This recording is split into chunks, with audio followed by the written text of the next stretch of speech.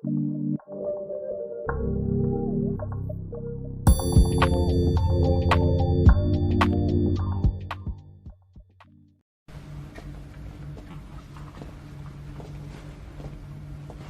few moments later.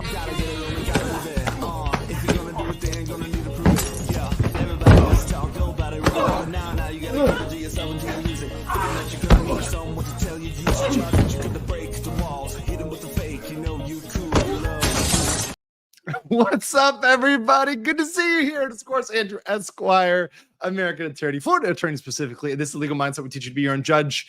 We're here for the Redeem team. We're here to bring it back. Last night, for those that were with me, I set a few records. I was on about, I think, 5 or 6 different channels at a certain point, popping around last night. And also ones I was lurking in the chat and commenting as well. But it was a long day for me. It was 26 hours. And that was a record of falling asleep on the stream because, of course, during Bob Iger's gaslighting event, and yes, that's exactly what it is, and we're going to be dealing with that appropriately today, I laid down on my couch. My couch is right here. It's right next to my computer. My headphones can reach my couch. Well, you wouldn't be surprised to know that after 26 hours of no sleep, I fell asleep immediately. I woke up at almost midway through, and just in my haze, it was enough to hit end stream. And so you probably saw my icon drop off.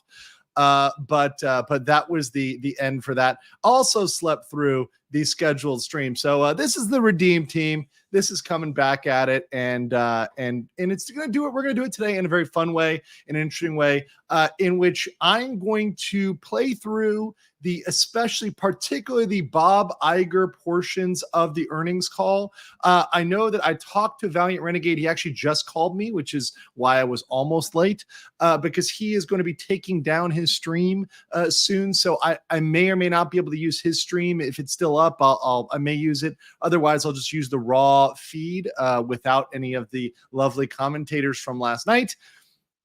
And we're going to pause and rebut. So it's going to be like as if there was oral argument, right? Or something else, or maybe even a closing argument where, okay, you get to present your side. Now I get to stop you and rebut exactly what you're saying, rebut the specific point you're saying, because really this hasn't been done. There was so much in there that was fugazi, that was dreams, that was lies, deception, that it hasn't been done. And even as I woke up and this morning, as I'm, eating my waffle at 3 p.m., and I'm listening to the people commenting on it, nobody's really caught it all. So I thought, no, we've got to go through it. I've got to be going through it and rebutting it. And I actually think I'm going to have at least a week of videos going through specific things they are lying about, and also how out of any of these things can come a shareholder lawsuit. We're going to get into that because many of these statements can result in shareholder lawsuits that can come of this. So that's definitely something that we're going to get into today. Let's read a couple of these super chats. Josh says, thank you for the coverage of the stream. Cheers, cheers, cheers, cheers, cheers. I'm going to cheers you with my Thai Red Bull, which it worked. This Thai Red Bull, if you guys haven't ever seen it, this is like the actually original Red Bull. This is like the OG. But yeah, it made its way over to the land of Austria and then became the brand as Red Bull. But anyways, made it most of the night. So cheers to you guys. Caffeine's a hell of a drug. It's a hell of a drug. Coyote Trickster said, hey, you're only human. I'm surprised you last as long as you did. Me too, guys. Me too.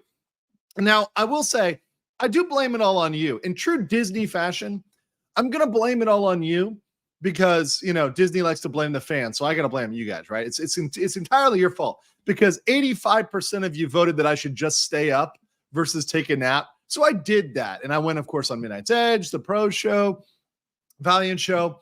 And then, of course, I did my show as well beforehand. So, yeah, it was a heck of a night for me to go with no sleep. Western Civilization said, hope to see you back on Friday Night Tights. I loved it. I had a great time on Friday Night Tights, but I'll say this, guys. Panel shows are not my jam. I like joining them occasionally, but I will never be a permanent panelist. And everybody who, and by the way, I'm in a lot of these group chats, and I'm invited to them, and people will send me invites to their panel shows all the time. I mean, they know, and I pre-apologize to them that, look, number one, I don't like coming. And number two, it's usually at a time that is extremely inconvenient for me. It's in the middle of the night. I got to wake up early. It's just not really useful for me. I had fun on Friday Night Tights, but I probably will maybe make it the FNT if I get an invite once every 6 months, once every, at most once every quarter, if there's something relevant, if there's real news for me to communicate, like talking about the Gina Carano lawsuit, right? I'll be on Flashcast this weekend. I'm always have an open invite to Flashcast, but I can only rarely make it. But, Flash went out of the way to make sure that, hey, you're coming this weekend, right? So yeah, I'm going to come. I'm going to talk about the Gina Carano lawsuit. So I'm definitely coming to the panel shows that when there's something big. So FNT is no exception on there. And I love those guys. Love all of them. They're fantastic. Big shout out to X-Ray Girl. As last night, I forget which stream I was on when I made fun of X-Ray Girl's hat, because I'm like, oh, well, Mike, Mike from Mexican Iron Man, his hat's a sombrero. You got to get it right. You got to be cultural appropriate. And of course, X-Ray Girl is the rice patty hat, right? In case you guys don't know what I'm talking about, let me change my audio avatar here for a second. This is what I'm talking about, ladies and gentlemen. Let me stop the camera real quick. There you go. This is exactly what we're talking about here. Just imagine that, but on X-Ray Girl, and you're good to go. You're good to go. Is this live? Says, welcome to the Legal Mindset, home of Mr. I used to be able to party, but now I am old now. Sponsored by Depends, Milk, Magnesia, and Tums. Oh, it's so true. You know what the sad thing is? It's pretty true. I mean, look, I'm not advanced to Depends and Milk, Magnesia, but Tums. I definitely got some Tums and some Pepto just hanging around. Look, guys, I'm in Southeast Asia. Sometimes the food gets wild here. I'm not going to lie. By the way, somebody says, is it live? Of course we are live. Of course we are live. And also, do you have to imagine X-Ray Go with a Fu Manchu? Yes. Yes, she needs a Fu Manchu. Someone AI generate that, and I will totally repost it on X and tag her in it. Do it and send it to me. DM it to me or email it to me. AndrewEsquireLive@gmail.com. And I will 100% repost that. Also, real quick, I know, speaking of posting, or rather reposting, I do know I have to put this up on locals. So let me just drop this here because I know I missed that. And so all those that are there will get that notification. Hopefully you guys are subscribed. That Star Wars crawl that I put up the other day during the Carano lawsuit, of course, I got a copyright strike over that, as we knew was going to happen. I had to mute the song in order to get it to be able to publish. If you guys want the full thing, though, you can get that on my locals. It's available with the music, full version on my locals for supporters. So you guys can go over there and check that out. Roland the Wretched says, shame on you, Andrew. Don't be an Iger. Wait, what makes me an Iger? What, the milk of magnesia and the Depends? I mean, is that it? Maybe. I don't know. 2 showers a day? I mean, I do take 2 showers a day, actually. But that's because it's really hot here. So typically I take a shower in the morning so I don't smell when I'm going out the door, and a shower sometime in the afternoon, because if I'm going to go out at night again, by then I'm sweating. So when the sun is down, I take a shower to get rid of all of the sweatiness from the day. So it's a pretty normal procedure for me. 2 shower a day, Esquire. Okay. That's very, very much a thing. But in California, that's a little weird. California's a little weird. All right. And then last is Jeff, which I will save for last, even though it was the first super chat, because this is very true. And this is entirely, Jeff, why I am doing this stream. So you are so spot on. You hit the very thesis for this stream, which is this was a gaslighting event, not an earnings call. The gas was so thick it caused Iceland to erupt. Over and over again on this call, Bob Iger told you something that was a lie, a damn lie, or statistics. And by statistics, I mean statistics that he can fudge, that he can massage. So much so that it actually merits going back, seeing what he said, pausing it, and I'm going to give you an analysis. Okay, is this something they can sue over? Because there are things that are out there that we can sue over. And then last, Jim has a 1999, which says, this Saturday is a 24-hour crowdfunding live stream. Support Camelot 331, raise money for Talladega. You should really consider helping out mentally challenged, fulfill his dream of childhood to go fast, be first, not last. Yeah, no, look, Camelot's a good guy. He's been really cool with me. He's never been anything but super supportive with me. Super nice guy, really chill. I met him at Surrey 2 years ago. So yeah, I mean, support my friend just trying to go fast. I don't know whether I will be able to pop in for long, but if I have time, I will try to pop in. Now his Saturday, I assume is mostly my Sunday. So, sometime on Sunday, if I can slip in, I will do so. All right. That being said, and I think we're clear over here on Rumble. By the way, shout out to those on Rumble. We have 107 on Rumble. Last night, by the way, we were one of the editor's picks for Rumble, so a little bit of love there from the editor. And we had total combined, I think, 2,500 people at a certain point on both platforms, which is pretty freaking awesome for the channel. Also, Darth Max says, you got a shout out from Chris Gore on Film Threat yesterday for your Gina Carano video. Thank you. And he is really awesome. And I do plan on having Chris Gore on my channel to talk about the Disney inclusion metrics, the inclusion metrics in general, and what's going on with those, because he has been instrumental in those as well. Also, I want to talk about Dune and his popcorn bucket, because well, I'm just gonna say he has a questionable popcorn bucket, guys. I don't know. We gotta ask some questions. We just got some hard hitting questions about his popcorn bucket. Zion 42 says, final thing I learned in my statistics class is that they can be manipulated in any way the user wants. I took statistics when I was studying. I have a master's degree in public administration. I was going to be a city manager, and then the GFC happened, but I took statistics, and that was exactly, especially in the government context, that was what really red-pilled me about statistics, was that governments, the same government, could have a liberal politician and a conservative politician come in and twist the statistics to make them show like they're doing what they said they were doing, right? So let's say a relatively fiscally conservative politician comes in. They want to show that, hey, we're becoming more efficient. You can manipulate the statistics to show that. If someone wants to say, hey, we're spending more money on minorities, you can manipulate statistics to show that. They're very, very easy to do that. And because of that, it really red-pilled me to not trust statistics and to really question when people say numbers. Are there other numbers that show other facts? How can we reconcile that? Right? So people will use numbers to try to claim authority, to say, oh, well, this is the way this is. But then you need to question, is that really all? Like, what were the factors? What were the contingencies? What did that study say? Right? And oftentimes what I found is my anecdotal evidence, meaning my life experience, gives me more truth than the statistic that is telling me it is so, right? Somebody will tell me a statistic like, oh, well, this is very bad in this country or whatever, right? They'll say, well, this is a great one, right? Oh, well, the birth rates are down in Korea, right? I lived in Korea for 3 years. I was just in Korea recently visiting again for a while. And they'll say, oh, well, the birth rates are down, so dating must be horrible. No, dating is great. I had a lot of fantastic girls I met there, very nice, pleasant, very good people, very marriageable material, would definitely consider it, right? So just because people will say a statistic doesn't mean everything is true. The conclusions they draw from that may be false, may be erroneous, because they're making assumptions, right? They're making presumptions. Anyways, let's jump over to this. Now, I'm going to use to start out with Valiant. So I'm going to start out with him. Well, actually, no, wait a second. I may start out with the raw tape. Well, actually, let me do the raw tape, because there was a time when he muted his stream. So it might be better to start this way. So let me bring up this right here. Wait a second. Hold on.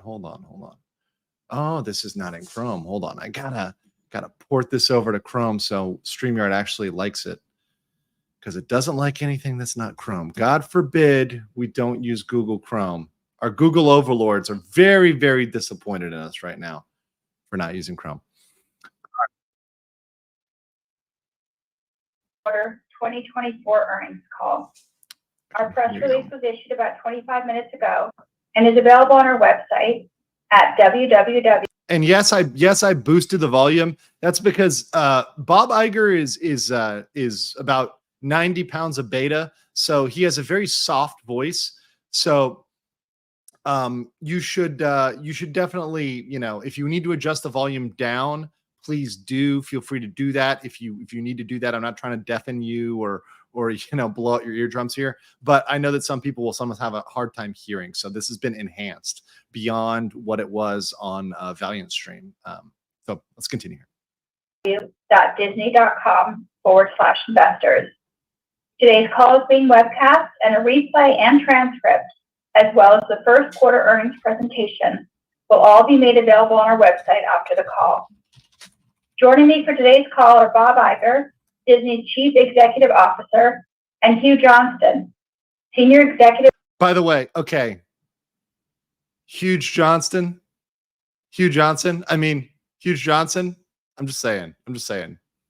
Only I will laugh about that. Vice President and Chief Financial Officer. Following comments from Bob and Hugh, we'll be happy to take some of your questions. So with that, let me turn the call over to Bob to get started. Thanks, Alexia, and good afternoon, everyone. Just 1 year ago, see it's so much better when the volume is up because he really is low.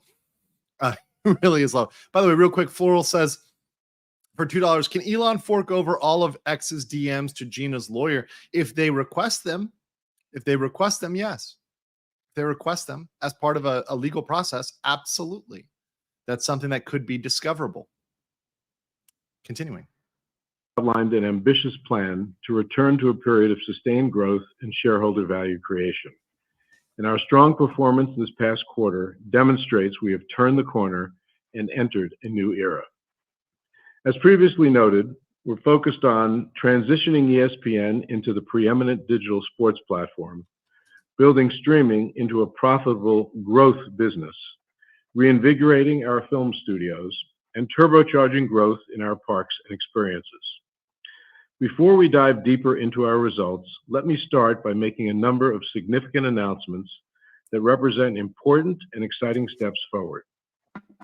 First, we announced yesterday the full suite of ESPN's channels will now be available direct to consumer as part of a new joint venture with Fox and Warner Brothers Discovery to create a new streaming sports service launching this fall. This brings together content from all of these companies' combined assets, including all the major professional sports leagues and college sports. And in the fall of 2025, we'll be offering ESPN as a standalone streaming option with innovative digital features, creating a one-stop sports destination unlike anything available in the marketplace today. So this is, once again, this is something that hasn't been fleshed out. This is something that is speculative. This is something that they are talking about that isn't yet. It's not yet realized. So all of this right now regarding this one-stop shop, oh, this is going to be so great. Speculative. It's objection, speculation, hypothetical, and the other thing is, which I actually was thinking about, of their acquisitions, and I'm going to need to do an entire other video on Taylor Swift, but this may sound insane, and I know you guys are gonna accuse me of being a Swiftie here, but hold on. But Taylor Swift and the Taylor Swift market is quickly rising, while the market for sports in general has been on the decline, right? So the sports market has been declining while the Swiftie market has been increasing. I'm gonna put a pin in that. I'm noting that. So of the things here, the Swiftie stuff is the more curious point, but I'll continue.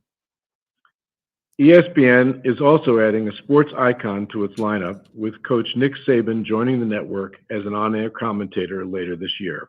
And welcome to my Asian Raiders, my X-Ray Raiders. I please leave the fried rice at the door and make sure you park your rickshaws parallel. We need people to be able to pass by in their elephants. Thank you. We're excited to share that in November, we will release a feature-length animated sequel to Moana, which joins a very robust lineup of upcoming theatrical releases. We're also thrilled to share that we're entering into an exciting relationship with Epic Games, acquiring a small equity stake and launching a groundbreaking new games and entertainment universe that brings together Disney's beloved brands and franchises with a hugely popular Fortnite. Okay, so pause there real quick. So let's talk about, and we're going to talk more about the Epic Games part, right? But with Epic Games, this, I think, is something that is, yes, it's a thing, but what people don't realize is that Epic Games equals Tencent. Somebody said in the chat, thank you. You guys are really on top of the stuff. Tencent equals China, right?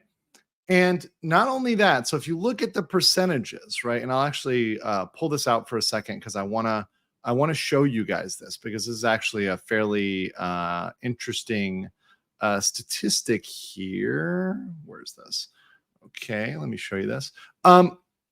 If you look at the ownership interests in Epic Games, right? So here's the ownership interest in Epic Games. Who owns Epic Games, right?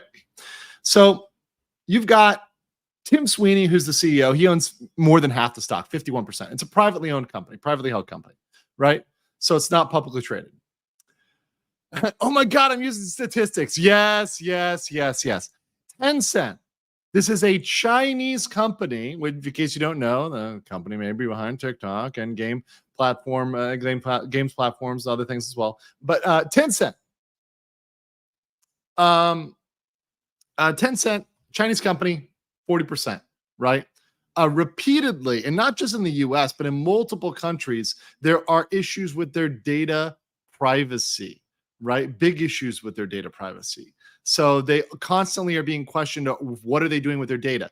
And anybody who knows that your data in the hands of these folks is not secure, okay? This data is not secure. But in terms of the stake that Disney will have, the amount that Disney is investing, 1.5 billion, right? It sounds like a lot, right? But actually, when you look at the facts and you look at the history, in 2022, Kirkby, which owns Lego, invested 1 billion, right? So if Kirkby invested 1 billion, the expected amount here is less than or around 4 to 5%. So they're going to have either just as much as Sony, like on the dot, a little bit less, a little bit more. They're pretty much going to be equal with Sony here. They are not taking a controlling interest in this company. They are not acquiring this company. They are not getting anything, like they're not getting any sort of managerial control of this company.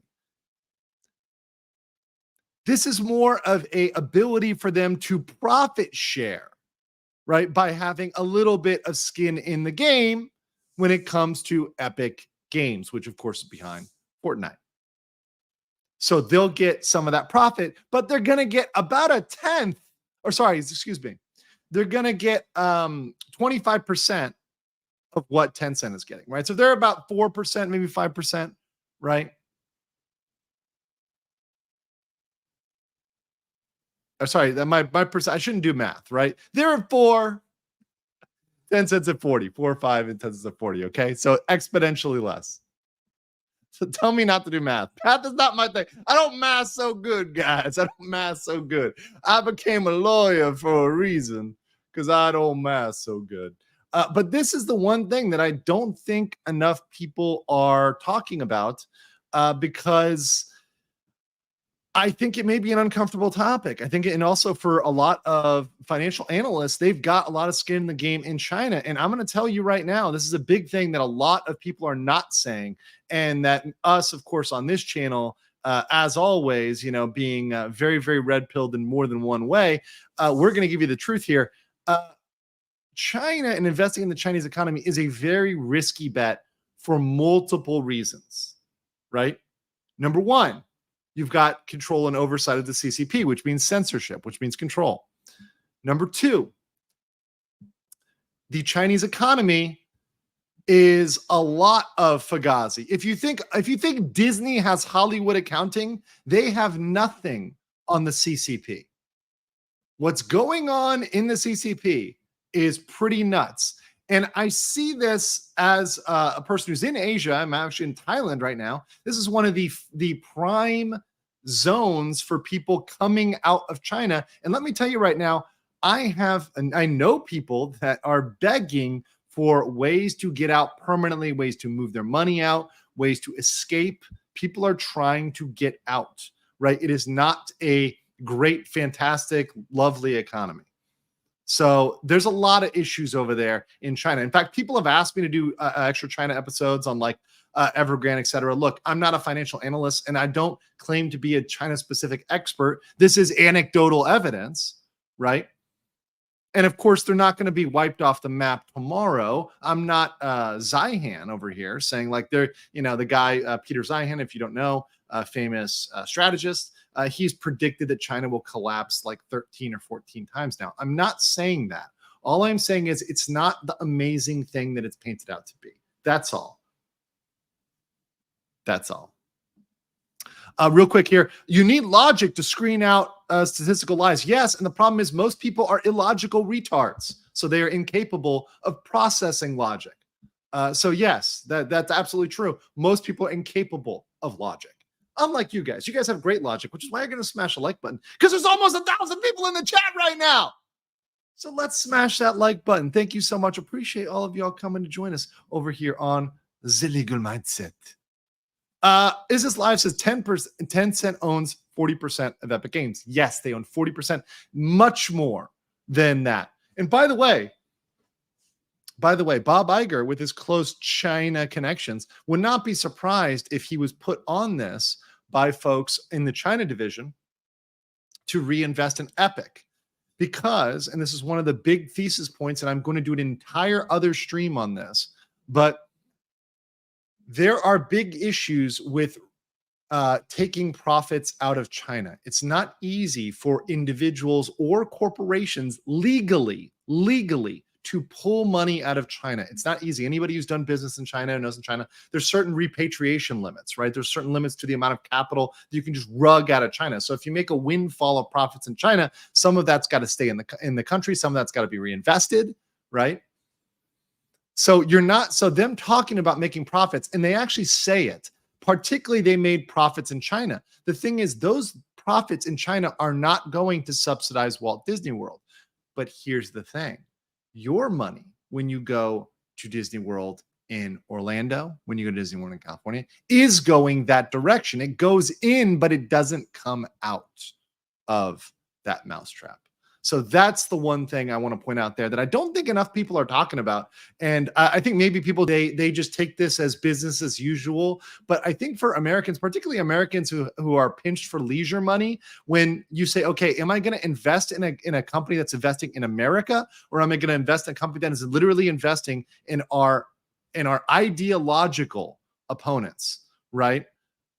I'm going to choose the American company every single time. It's my personal opinion, or at least the capitalist version, right? Like, look, I'm happy to invest in Taiwan. I'm happy to invest in Singapore. I'm happy to, I said Taiwan. Oh, look at that. They're going to come for me, right? Because they believe in the rule of law and they believe in personal property rights. Jeff R. gifted 10 Legal Mindset memberships. Thank you so much. Appreciate that for hooking people up. Thank you so much. Rini Miet. Over there, I saw you on Meme Copium earlier. Good to see you. Raging Dino, Michael Spain, No Guard, Azure Night Terror, and Kev L. Let's see who's handsome. Boob Rancher, Mariah Rivera, and Marks. Please say thank you to Jeff R, who just hooked you up.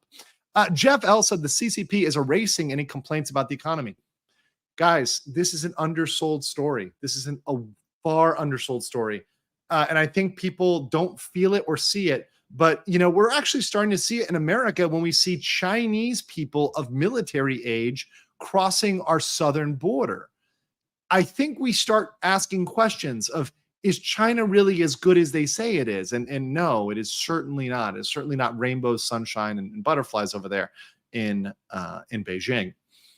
Is this live says here, one has to question whether they wouldn't have needed to invest 1.5 billion if Mr. Two Shower hadn't shit canned the entire Lucas Games division. So true. Is this live? Very, very true. If they hadn't gotten rid of their in-house, they wouldn't need to go out of house. Very true. Very true. And also, they're going to make more profit in-house than out-of-house, although this will be a quick buck for them because they'll be able to make that quick buck from games for a service. So if you guys don't know, games as a service is the new model, which games are increasingly moving towards, which is to constantly be in a process of updating, tweaking, pushing out products, skins, developments, updates that you are constantly paying for to constantly milk you for money, right? It's the loot box model. It's the model of games you are constantly paying for the game. You never stop paying for the game. And to its defense, Epic Games is good at this. And this makes a lot of money, right? This does make a lot of money. And in fact, they actually said the people they want to make money off of are Gen Alpha, Gen Z, and young millennials. So what they're trying to say is they want to exploit young people who don't have any financial intelligence in order to make money in the future. I mean, I appreciate that Bob Iger is just coming out and saying it, but it is absolutely a questionable ethical tactic for a family company. Let's continue here. And I'm pleased to share that Disney's board has declared an additional dividend, and we will be embarking on a $3 billion stock buyback program in fiscal 24. So this one, this is like, for example, stock buyback program and the dividend. This is the equivalent of a president or a government using quantitative easing or printing money in order to solve a problem. It's a short term for the long term. It gives them short term benefit to the management, but it screws over the company in the long term. Disney could barely afford to give that 33-cent dividend, excuse me. They could barely afford to do that last year. And now they're trying to announce a dividend. And why are they doing that? Well, it appears to be a political move because by announcing the dividend, they're hoping to get Nelson Peltz and his faction to back down. They're hoping to deflate the argument of Nelson Peltz and say, oh no, Nelson Peltz's main point was giving a dividend, and we are in fact giving a dividend, right? So because we are giving a dividend, this takes the wind out of Nelson Peltz. That's what they're trying to give there. And it seems like a desperation move and not the most financially responsible thing. In fact, they should get into a position where they are profitable and then can thus give a dividend out of profitability rather than out of desperation. So that's part of that buyback program. To me, comes off as QE from an indebted nation. Very good metaphor there. Oh, and one more thing. Next month, Disney Plus will become the exclusive streaming home of Taylor Swift's historic concert film, Taylor Swift: The Eras Tour, Taylor's Version. I'll be sharing more with you about these announcements momentarily. Okay, so one real quick thing, by the way, he sounded so inauthentic. Did you hear that, guys? The part right there where it's like, oh, one more thing, right? That is that was so inauthentic. Taylor's Version. So there's so much to say about Taylor Swift, and there's so much to get into Taylor Swift. And to be honest, look, I can stand against what Taylor Swift is saying, like Taylor Swift's message, right? I completely oppose. Her politics, I oppose, right? But what one cannot deny, and what is absolutely irrefutable, is that she has printed money. And that's what Disney is seeing, is that Taylor printed money. And one of the things that's interesting about the Taylor Swift kind of movie negotiations is, as far as I understand, this is my understanding of it, Taylor Swift tried to go through a distributor for her movies and couldn't come to a deal. So she ended up going directly to movie theaters with this movie. So the thing is with Taylor is she had no option but to find somebody to distribute her movie. And who better than the most woke company in America to support Taylor Swift, right? And whether or not she is a government psyop, we can discuss that another day. That once again, that's why we kind of need an entire Taylor Swift episode, Taylor Swift stream separately, right? We'll do that separately into going in deep dive on Taylor, okay? But Because there's a lot there. There's a lot there about Taylor. It'll get us totally distracted. But the point is, she does make money, and this will be I think, a profitable thing for them in the short term. However, I know there's a big crossover. There's also a huge crossover between Swifties and Disney adults. I will tell you this: when I was in Orlando, all of those ladies who had 10, 20, 30 pairs of mouse ears, they were all listening to Taylor Swift. There wasn't one of them that wasn't jamming to Taylor Swift on the way to D Springs, on the way to Magic Kingdom, on the way to Hollywood Studios. They were all jamming to T Swift. Just saying. Then now we may, Danielle came up with this one. This is a good one. I love it. We have a new name. Guys, we have a new name. The Swifty Dusters. I love it. Swifty, Pixie Dusters, Swifty Dusters. Yes! Thank you, Danielle. Wow, coming through big. Not only modding like a champ, but coming through with a big one there. That's a great one. Leprechaun Gold, thank you for the $5 super chat. Appreciate you there. And Fallen Hero 4567. Appreciate the one Legal Mindset membership. Butterbiscuit 92 says, late to the stream, but I gotta bust your chops for falling asleep. You failed the chat, Legal Mindset, and choked when you were needed most. Fail. Lol.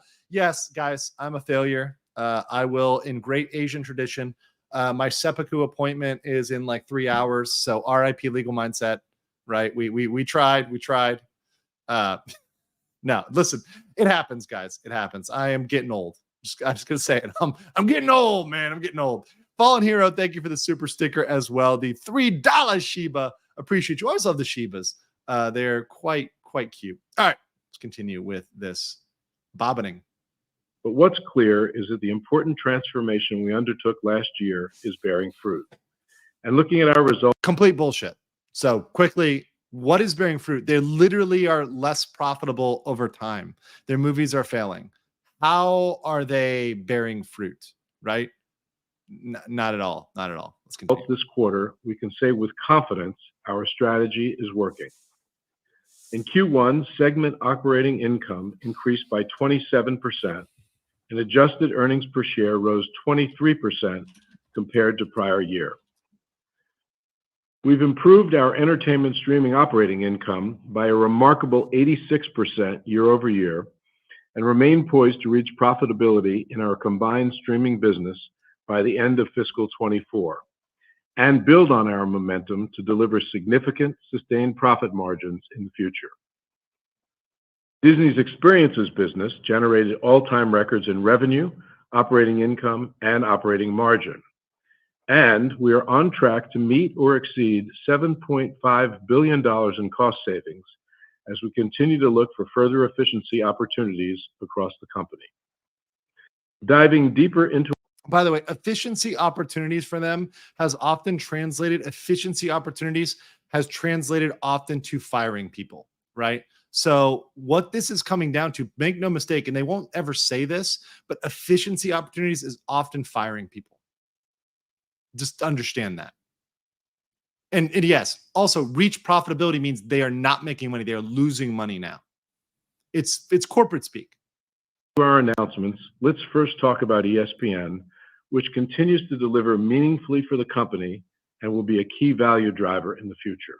Mind you, ESPN is increasingly not profitable. Now, ESPN was, to be fair, one of the most profitable elements of Disney, one of the most profitable component units. It was very profitable. They screwed that up. Disney, with everything, this is a theme, guys, this is a theme. Everything they have touched, they have screwed up. Pixar, Marvel, Star Wars. So make no mistake, when they get involved in things, it typically gets worse, not better. So them acquiring stuff, yes, there are short-term booms. When they invest in things, when they do something new, there's a short-term boom. But in the long run, they mess it up. It can take 10 years. It can take 15 years. They will mess it up. Give them enough time, and they will screw up the best of things. Let's continue. ESPN's domestic sports business continues to grow, and even amid a challenging linear landscape, ESPN increased its overall audience in calendar year 2023, and it continues to break records in ratings. Ultimately, our mission is to make ESPN into the preeminent digital sports brand, reaching as many sports fans as possible and giving them even more ways to access the programming they love in whatever way best suits their needs. One way will be through the new streaming sports service coming this fall that we announced yesterday. By the way, this streaming sports service, this is something they don't bring up. There were legal consequences to this. So this is part of that settlement between themselves and Charter Spectrum. If you guys remember, we talked about Charter Spectrum. Charter Spectrum they had to cut a deal to give them free service because they were screwing them. They were absolutely screwing over those customers. So they had to come to a deal with that. So that breaking off another unit, starting yet another streaming service, this is not good. And it also undermines other streaming services. People don't want to buy 10 or 20 streaming services. They want one or two, right? They're not going to go out there and subscribe to everything. I mean, you guys in the chat, actually, let me ask you guys this, because I'm really curious for those that do have streaming services. How many streaming services do you pay for, right? And don't count YouTube. I'm not going to count YouTube. So if it's just YouTube, that does not count, right? So let's say 0. I'm going to do 1. I'm going to do 2 to 3, and then 4+, right? So I'm just curious how many you guys are, what range you're in, right? What range you're in. Okay. Just curious, guys. 69 is not an answer. Okay. Don Baca, hold on. Don Baca, going for the record for most timed out mod in all of YouTube history is now timed out for 10 seconds. Let's continue. In conjunction with Fox and Warner Brothers Discovery. This service will bring together our collective portfolios of sports channels and direct-to-consumer services on a non-exclusive basis, providing consumers with more of the sports they want in a single place. It's important for us to serve the needs of consumers looking for a seamless way to access an aggregated collection of sports-centric content, including capturing fans moving away from the full cable and satellite bundle. And it's an attractive business proposition for ESPN, allowing us to command per unit economics in line with established market rates for our sports content, just like we do. By the way, I'm going to make a ruling on this. Amazon Prime does not count. Amazon Prime doesn't count. If you own Amazon Prime and your primary purpose for Amazon Prime is shipping, that does not count. That does not count. It only counts if you're using it primarily for entertainment and you're just subscribing so you can watch Wheel of Time or Lord of the Woke. With any streaming or linear service where we offer our programming.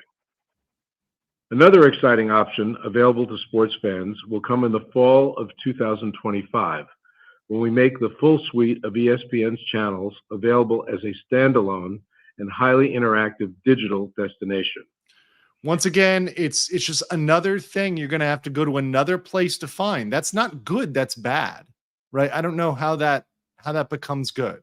Not only will consumers be able to stream their favorite live games and studio programming, they'll also have access to engaging digital integrations like ESPN Bet and Fantasy Sports, e-commerce features, and a deep array of sports stats, all of which we know will be incredibly compelling to younger sports fans in particular. So I guess what they're trying to bank on here is they're trying to bank on like fantasy football and people that are going to use that portal as a hub for sports stats. But there's already, and those that follow this and do this more, there's already a lot of websites and other things that are out there that have sports stats. You can find sports stats pretty easily out there on the internet, right? You don't need to go to ESPN for that. I think that people might go to it for convenience if they're already on ESPN for something else. But I mean, come on. Real quick here, and I'll get to all these chats, especially when the topics come up. But Coyote Trickster for 20 said, Disney's board obviously never heard of the phrase, if it ain't broke, don't fix it. Is this live? Gifted 20 Legal Mindset memberships. Thank you so much for that. I will read out all of those names in just a minute. I'll read out some of those names now. Because they're coming through. But just real quick, Justin Hancock, Criminal Imagination, Suns and Shadows, those ain't real, dude. Clipix, Darth Mac, Black Saber, X-Ron, Smash Monkey, Paul, Alex, over opinionated asshat. I love Scotch and For the Emperor. We'll end on For the Emperor because that's good. Right there. All you guys say thank you to Is This Live, who's coming up big for you guys. And then Nick Atkins says, what is Taylor Swift's net worth versus Bob Iger's net worth? Maybe Bob needs a little bit more enthusiastic because her claws could reach farther than his loofah. This is a good question. So I actually went and quickly looked this up, Nick, while we're playing here. Your boy can multitask. So I found out that Bob Iger's net worth here is $690 million. So Bob Iger's worth $690 million, right? As of date. And if you compare that to our girl T Swizzy, as of this year, is officially a billionaire. She's officially a billionaire. After the Eras tour, which really, really, really is successful. Actually, I know someone who's going to that in Japan right now. She is estimated at $1.1 billion, right? So her total net worth is $1.1 billion. Taylor is almost double the net worth of Bob Iger. Just real quick out there. And that's saying something, right? Because Taylor's net worth is even more liquid than Bob's as well.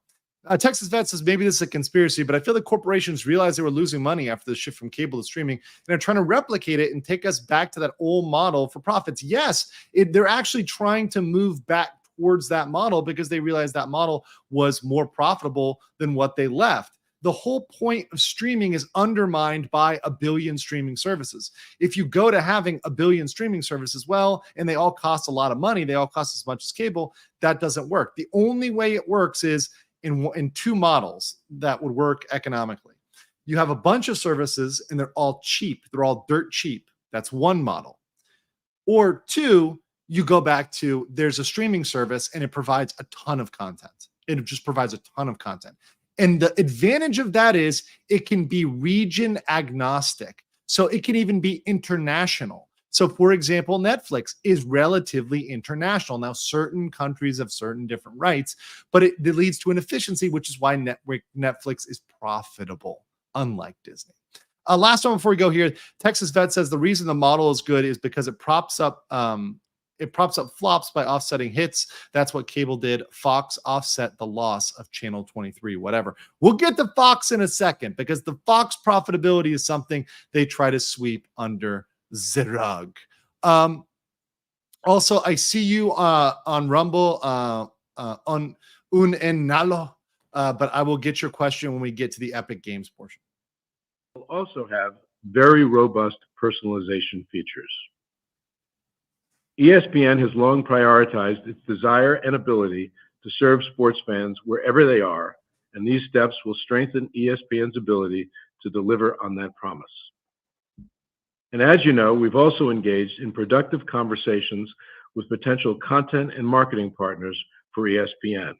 We've made progress towards securing... So this is a response to the fact that Nelson Peltz has said they need to find a partner, a lucrative partner for ESPN, or to sell off ESPN. It's also something that others have contemplated as well, that to say that they should have done that. So that this is really coping for what they should do with ESPN. Deals. And also, I see somebody asked for 1.5 speed. Nah, it'll go too fast if it's 1.5 speed, and we might miss some comments. Expect to have more to share with you in the near future. We're excited to offer a more unified streaming experience, which we expect will deliver strong benefits in terms of higher engagement, lower churn, and greater advertising potential. When we launch our standalone ESPN service, we'll also make it available on Disney Plus for bundle subscribers, just as we've done for Hulu. We've already seen an incredible response to the beta launch of Hulu on Disney Plus, which has far exceeded every metric, and we are looking forward to the full launch next month. This is all part of the ambitious stream. Right, so make sure like a beta is not out. I mean, I know that when we typically think of beta, we think of Disney employees or financial analysts that say Disney is doing just fine. That's typically what you think of a beta. And no, but beta means obviously prototype, preliminary, not launched to the public. So something being beta is not something to brag about. Oh, it's done in beta. Okay, well, how about you get it rolling, Poppy?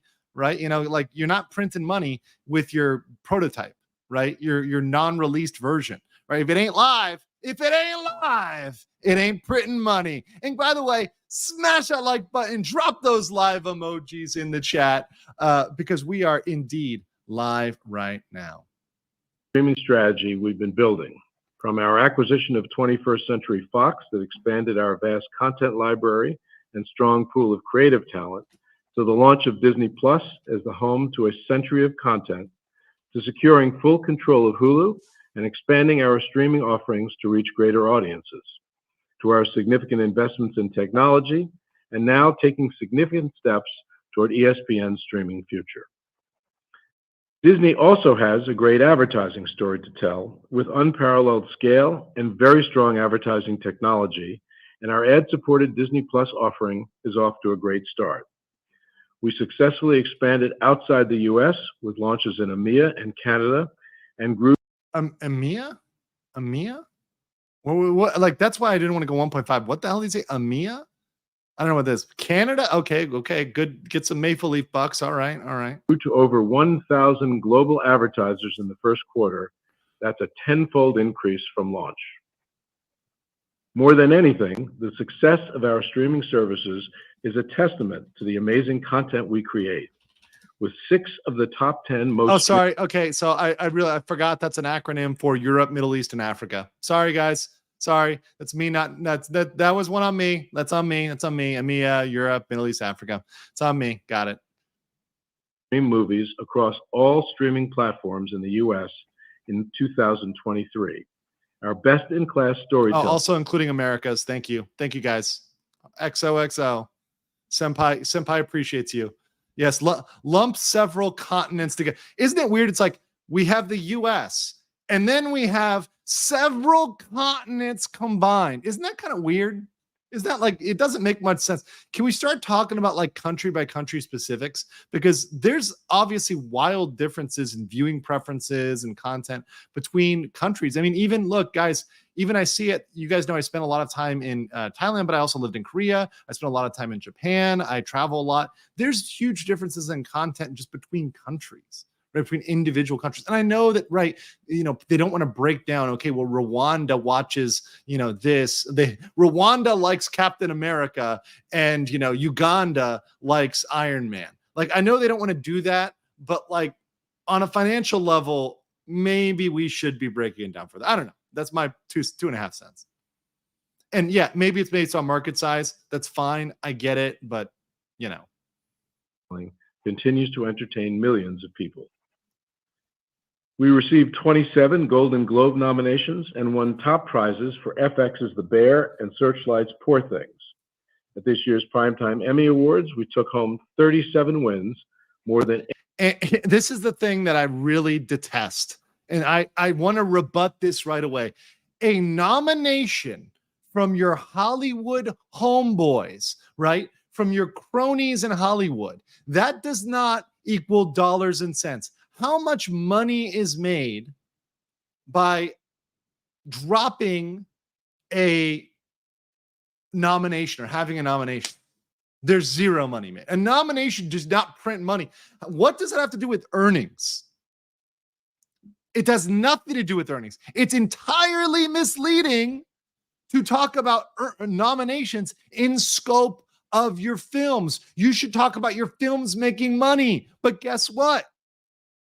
Guys, he can't say that the films made money because they didn't. Because people like Valiant Renegade, who was in the chat and who's been, out there, maybe a little quoted by Bloomberg, maybe a little quoted by mainstream media now. They're even paying attention to us because we're doing the numbers, getting the Carfax.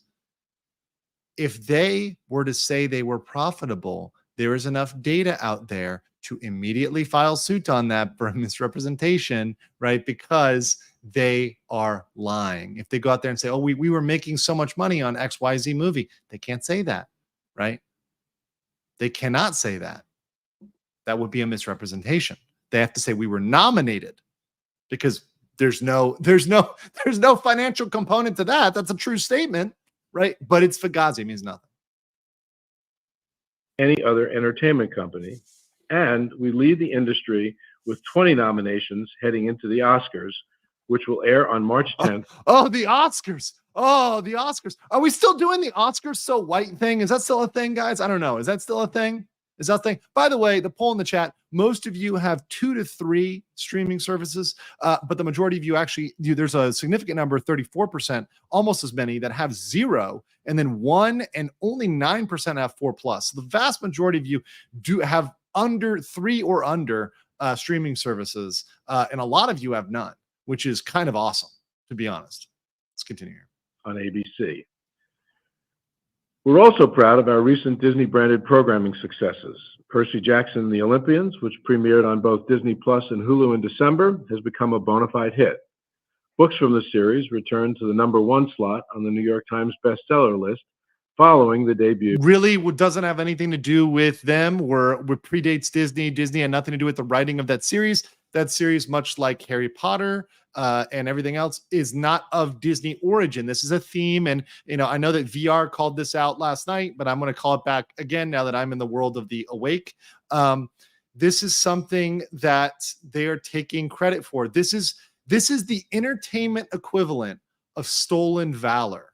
Right. So, for example, those that may not know, maybe you're not veterans. Stolen valor is when somebody who maybe they were in the military, but they were guarding some boxes in the rear. They pretend they were facing frontline combat. They're like, oh, I got a Purple Heart, when I was in combat, but really it was because a box fell on them. And look, listen, we need people to guard the boxes too, right? That's very important, right? But it's when people will say or misrepresent what they're doing here. This is kind of the entertainment equivalent of that, in my opinion, right? You did not create something. You are taking credit for something that is not yours, Bob, right? You're all you can do is acquire, because you cannot create, right? That's the key there.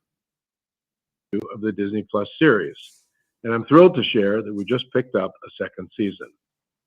And the hit children's animated series Bluey, which is exclusive to the Disney Channel and Disney Plus in the United States, was recently the #1 most streamed show across any streaming platform. Looking ahead, we have an exciting slate of originals coming to Disney Plus, including Agatha from Marvel Studios, Skeleton Crew and the Acolyte from Lucasfilm, Win or Lose from Pixar, and much more. Additionally, later this month, Hulu will launch FX's highly anticipated saga Shogun in the US, and in March. So Shogun, not created by them, a James Clavell novel. Actually, I'm a big fan, and actually my good friend Ben, he turned me on to the Noble House series, right? So the kind of Noble House and the James Clavell novels, right? Also King Rat, right, which is about the prison in Singapore, the Japanese prison during World War II in Singapore, about the founding of Hong Kong. That's the Noble House series, right? And then the advancing of Hong Kong as it kind of goes to the ages.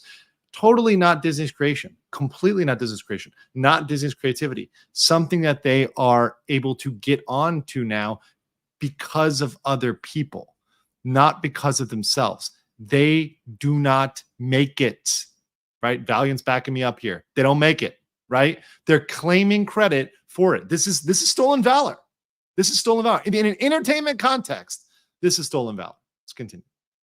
All seasons of Grey's Anatomy, our #1 streamed title globally, will join our extensive library of titles on Hulu. When the show returns next month for its 20th season, Hulu will be the only place to see the current and all previous seasons of this truly iconic series. And speaking of icons, over the past year, we've all witnessed the creative genius and sheer power of a true cultural phenomenon, Taylor Swift. Okay, once again, I mean, unless we're going to go real tinfoil, which we'll do this on another stream, I promise you guys. But Taylor Swift, they did not make Taylor Swift. They're acquiring Taylor Swift, right? They're acquiring one movie because nobody else would agree to distribute it. Now, I think going forward, look, Taylor Swift has made some smart business decisions, and she's been pretty shrewd in her business negotiation, right? And I think she knows her business power and business acumen now. So she was able to leverage that with Disney. And we don't know what that deal is, But whatever the amount of money that is made there, passed around there, I know is going to be significant. And there will be Swifties that will be watching that. The Eras tour. I mean, like I said, I know someone in Japan is going right now. Sold out. Tickets are huge. It made billions of dollars. It was a huge thing. But it's also something that is marketing to a very specific type of person, right? And I think this label of Swifty Dusters will prove to be more and more accurate as time goes on. I think this label will be spot on. It's going to be spot on. When her blockbuster concert film debuts on Disney Plus on March 15th, it will feature the concert in its entirety, including the song Cardigan and 4 additional acoustic songs, which were not in the theatrical or digital purchase release of the film. We know audiences are going to absolutely love the chance to relive the electrifying Taylor Swift Eras Tour, Taylor's version, whenever they want on Disney Plus.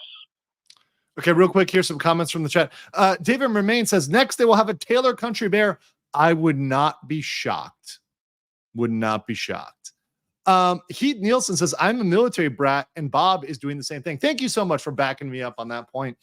I'm very careful about it. You know, I usually reference with the guys from Future Conflict, most of which are veterans and good friends of mine, friends of the channel. My good friend Scott, who I talk to all the time, you know, about these things. But it really is that. And I'm reticent to always, comment on stuff when I myself am not a veteran. But I wildly support veterans. The only charities I've done are for veterans.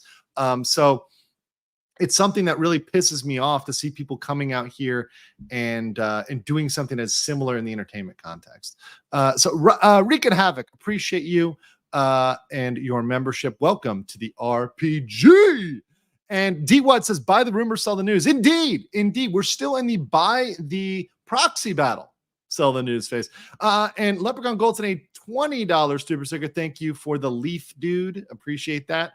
And then Coyote Trickster last said, talking about nominations is implying profitability, not implicitly stating profitability. So the nominations are a roundabout way of saying profitability is there. Pretty standard corporate lingo. Well, that is standard for corporations. Is they don't want to say it directly. They don't want to imply it. Oh, well, we're nominated, so therefore we're going to make money. Well, no, that's not true. In fact, many videos and movies that are nominated for Oscars are not profitable. They're losers. And in fact, many good movies and movies that turn out to be actually good don't make money in the box office. This is something that does indeed happen. So continue. Turning to our film studios, we have the film studios, you say? Oh, continue. Incredibly robust slate of new releases as we continue revitalizing our creativity. Just consider the lineup. What type of bullshit word is that? We're revitalizing our creativity because you didn't have any more. Revitalizing our creativity is the equivalent of an 80-year-old man saying he is recapturing his libido by popping a couple purple pills, if you know what I'm saying, right? It's what? So you're saying you were impotent is what you're telling me. Like you're saying that you couldn't in the cinema get a rise for the audience. Is that what you're saying right now? Because that's what I'm hearing. That's what I'm hearing. And it's not going to our wallets. It's not going back in terms of a dividend, right? That is at a substantial level. That's at a significant level, not a pittance 33 cents. Change of the Way says, Bob sucks up to the CCP because he'll need Uyghur donors. Oh boy, oh boy, oh boy. The China rabbit hole goes deep. We'll just say that. Let's continue. Of titles we will release through the end of 2026. This year, we have Kingdom of the Planet of the Apes. Something they really didn't principally direct. I mean, the whole concept for Planet of the Apes. So I want to, this is why I wanted to rebut this, because we last night, especially when Valiant's going through it, the guy's got 3 million super chats. He's got thousands of people watching. He doesn't have time to pause, but I do. Planet of the Apes.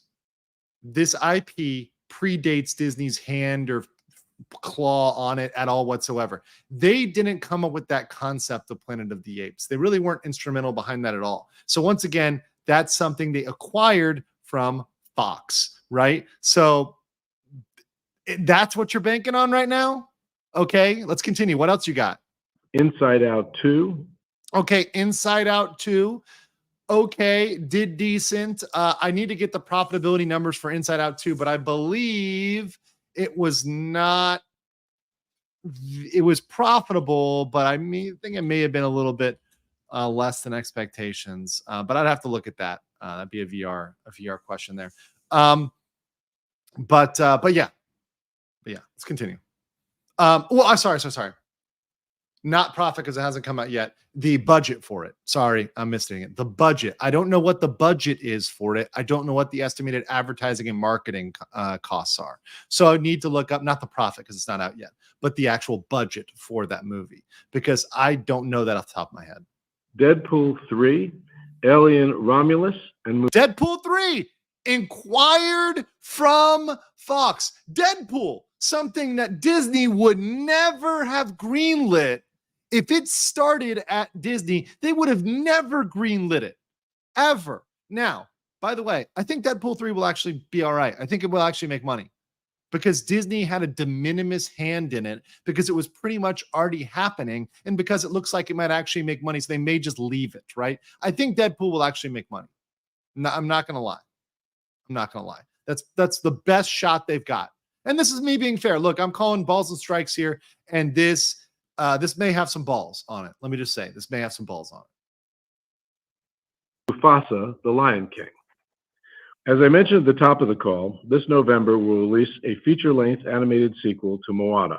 This was originally developed as a series, but we were impressed with what we saw, and we knew it deserved a theatrical release. So, I mean, Moana may actually make money as well. But once again, this is not a part one. This is not a new intellectual property. This is saying, okay, we're going to go with the part two. We think we can eke out money from this. We think we can make some, make some cash on this. So we're going to convert this over into a feature film because, well, we're really searching for it. Can it make money? I don't know. Is This Live says Disney Studios is going to start taking a movie Cialis. Got it. Yes, they're trying to. And their movie Cialis is called Fox Studios. It's called Fox because it seems like everything that's getting it up for Disney is largely a Fox property here. Although, by the way, they still overpaid for Fox. I'm not making that argument. They did not. They still overpaid for Fox, but I mean, a lot of these properties are Fox properties that he's talking about here. The original Moana film from 2016 recently crossed 1 billion hours streamed on Disney Plus and was the most streamed movie of 2023. So Moana is popular, but does that mean the sequel will be popular? Well, not necessarily. I mean, it could be popular, yes, but good point here. And I say Rover Boy bringing this up. Moana 2 is being animated by a new studio. So does that mean because Moana 1 was popular, Moana 2 will be popular? Nope. And also remember, that's people rewatching stuff. Why are they having to rewatch stuff? Because nothing new is good. Everybody is turning to the old stuff because the new stuff sucks. That's why they're going back to the originals. Any platform. By the way, you're welcome. In the U.S. Along with the live-action version of the original film that's currently in development, Moana remains an incredibly popular franchise, and we can't wait to give you more of Moana and Maui when Moana 2 comes to theaters this November. Thank you very much. Experiment 626 says the Inside Out production budget is listed at 175 million. So I assume they'd have a marketing budget that is very significant as well. So my estimate is they're going to have to crack. And once again, this is me just doing my lawyer math. And I wish my homeboy Valiant was here. I'm going to say his name 3 times and maybe he'll materialize. But, this is something, once again, it looks like they would have to crack over $500 million to turn profitability in terms of global returns, US plus international, with the marketing budget. Probably have to crack over $500 million, so 500 million to get some profit there. So this is something where we'll see. Can it do it? Maybe because it's the only thing out. I don't know. Looking to our 2025 theatrical slate, we're excited to bring audiences Captain America: Brave New World, Fantastic Four, Pixar's Elio, Zootopia 2, and Avatar 3. And we're already looking forward to 2026 and beyond with Frozen 3, the first Toy Story movie since 2019. So Frozen's going to print money because that's what Frozen does. Frozen will make some money. Now, of course, it's decreasing returns, but it will still make some money if they can keep the production pretty tight. New Toy Story movie, more questionable. And, going from that. And a new Star Wars movie that brings The Mandalorian and Grogu to the big screen for the very first time. So the Mando and Grogu, is that going to make money on the big screen? I'm not sure about that. I'm not sure. I'm not convinced that people are going to turn up in masse for Mandalorian and Grogu. I'm not convinced for that, right? I'm not really, especially the way Star Wars is going. I'm more and more convinced that even the big Grogu is not going to do it because they're milking freaking Grogu. At this point, I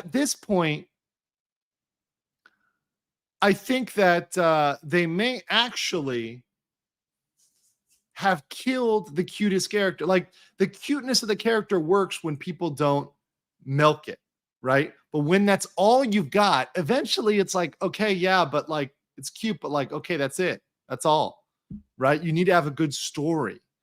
It works as something that goes along with a good story, not just milking that Grogu is cute. We'll see. These films will not only reach global audiences in theaters, but as we've consistently demonstrated, they will become important anchors on our global streaming platforms. Also, I'm very sorry. I forgot to say this. The Gina Carano lawsuit, which, once again, guys, and I know some people say, Andrew, what is it? This is legal analysis or not legal? No, it all ties together, guys.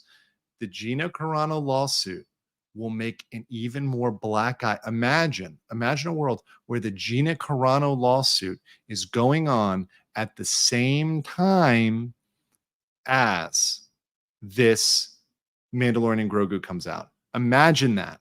People may boycott the Mando movie in support of Gina Carano. Imagine that. Imagine if that's what tanks that movie. Because, by the way, this lawsuit can go that long. If they don't settle, if they do not settle that lawsuit, it could absolutely lead to a boycott the Mandalorian and Grogu. Absolutely 100%. This could be a PR nightmare for them that could sink all of their Star Wars properties, which are largely hinged on really the Mandalorian side, because that's the profitability. This is where they come together. I know people get frustrated because they say, Andrew, you're not covering pure law. Well, guess what? Go Elon. You know what? I got something for you. I got something. Where's the clip? Here we go. But go fuck yourself. Is that clear? I hope it is. Hey, Bob. That's what I got to say to all those that say, is this strictly legal? Shut the hell up. Shut up. It all goes together, guys. It all goes together. All of it is linked. And if you don't see that, if you're missing it, you're not paying attention. You're literally not paying attention to how this works. You don't understand the nexus between law, between politics, between the courtroom, the boardroom. It's a very important nexus of those two things. Speaking of which, let me get this Rumble rant. I know I've been sitting on it for a while, but Senpai always notices you guys. Un and Nalo said earlier, would there be a trademark issue between Universal's Epic Universe and Disney associated with Epic Games? Also, fuck Tencent. It depends on what goes in. And also remember, what can happen is you can have the rights in regards to the theme park, but not the IP. There's a very important case involving Universal's Islands of Adventure. And Universal prevailed. Universal has the rights for the next 100 years to have those characters that are in Islands of Adventure there. They can keep all of those characters there, and Disney cannot put any theme park that has those characters east of the Mississippi River in the United States. So they could put it in California. They can't put it in Florida. They have an extreme power with that. So if there's anything that, for example, might be in Universal Studios that suddenly Disney acquires the IP to, well, in that case, in that instance, there might be there'd be a contractual conflict there. So Universal would get it as to the theme park. Disney would have the IP as to creating films and videos, etc. So that's where that would go. Just to be very, very clear on that. But if they're getting with Epic Games, to be clear, they're not owning Epic Games. They owned Marvel. They don't own Epic Games. They just have an interest. It's not the same thing. Tencent has a better claim than Disney there, right? So I don't think it's going to be as big of a conflict. CS says, I remember when Bob Iger was going to run for president of the U.S. After hearing him on the earnings call, I think he could do it. The lies are legendary. No, he's up there. I mean, look, he's Biden level. He's doing great. He's doing great. Well, our border's secure. What about the border? Calhoun says, Gina won't settle, so it'll be a long suit. That said, the folks who will boycott probably aren't going to watch it anyways. Mando's been poisoned by KK. I agree. Look, I think the Mando's going to struggle regardless of the boycott. I think there could be a boycott movement. Look, and listen, people liked Gina. I mean, they try to hide it, but people like Gina, and it's hard to fight Gina as a woman. The narrative doesn't work. The toxic male incel thing doesn't work. You can't sling that against a woman. So all of the criticism that the Beta Bobs and the Pedro Pascals and Mark Hamill's and Obi-Wan, the actor plays Obi-Wan, Ian McGregor, all of their comments hating on fans and blaming them for being toxic white male incels. Yeah, that's not going to work on Gina. And it's going to fall flat, which is why this is a PR nightmare for Disney. It's a nightmare for them. Is This Live Last says Moana 2 is scheduled to release against Universal Studios' screen adaptation of the Broadway show Wicked. If Wicked gets good reviews, M2 will be crushed. Guys, Wicked, I don't know if you guys know this. Wicked was one of the longest and is one of the longest running on Broadway. Wicked is wildly popular. It is beloved. Generations of people love Wicked. Could absolutely easily crush it. I mean, depending on what it is, I haven't seen it at all. But off the top of the head, based on the IP alone, just the IP name, the sequel to Moana by a new studio versus Wicked, yeah, Wicked could kill it. Wicked is a powerhouse. Don't sleep on Wicked. I would go to see Wicked, to be completely honest. I've seen Wicked in New York, right? I would go see it. I mean, whatever, you know. I'll see a good musical. All right, let's continue here. Driving subscriptions and engagement while also continuing to fuel growth in our experiences business. After all, one of the things that truly sets Disney apart is our unique ability to turn top quality IP into top quality experiences, leading to significant growth. That was certainly true this quarter. Every one of our parks was profitable in Q1, giving us an... Are you fucking kidding me? This one right now, this statement he just made here. All of our parks were profitable. Are you sure, Bob? You're going to be held to account on that. How are you doing your accounting on that? And I've talked to Mexican Iron Man, and we had this conversation about the impairment charge, the set-off they might got for Galactic Star Cruiser. I don't doubt that part of that profitability is people they fired and some sort of depreciation with Galactic Star Cruiser and canceled projects at Epcot and at other places, right? So canceled things. So I think that the way they're calculating profitability is sus. I mean, X to doubt. I mean, X in the chat, doubt that one, because I think that's one that I am very, very doubtful of. And the thing that they're really not stressing here, which is the most important part, is where their parks are quote unquote making the most money is in China. I'm gonna do the Trump. China.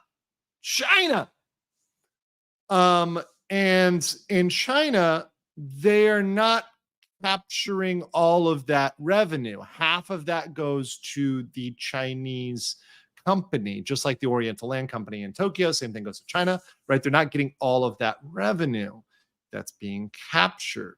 So, and beyond that, there are repatriation limits. Now, I want to do a separate video on this and a separate stream on this, but you can't just up and pull all your money out of China and send it to Orlando. You've got to keep it in China. That's one of the big issues. As somebody in the chat said very articulately, China is asshole. It's not the same rules as America. It's not like the same game. I think people, it's hard to understand this when you've lived in America, you're there your entire life. But you know, as somebody who's seen different countries and seen countries do wildly different things, for example, in Japan, foreigners can buy real estate. I can go over to Japan on a tourist visa and buy a vacation home. Whereas here in Thailand, not a citizen, can't buy a house, right? Can buy a condo, weird exception, kind of weird, right? But I can't buy a house or real property or commercial property in my name, right? Not possible. Different countries do things differently. CCP doesn't actually give you property. The most they give you is a lease on the property, which is revocable at any time by the government, right? So these are things we need to point. Are all profits equal? Is all revenue equal? No, it is not. You need to offset that. So this statement here is pretty suspect. Incredibly solid foundation to build upon as we invest significantly to turbocharge growth in this business. We've had a tremendous response from guests visiting our newly opened World of Frozen at Hong Kong Disneyland, as well as our first ever Zootopia Land at Shanghai Disney Resort.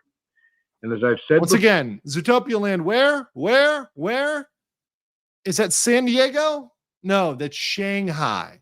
Right? We're talking mainland CCP. We're not even given the veneer of Hong Kong. We're up in Shanghai. Okay.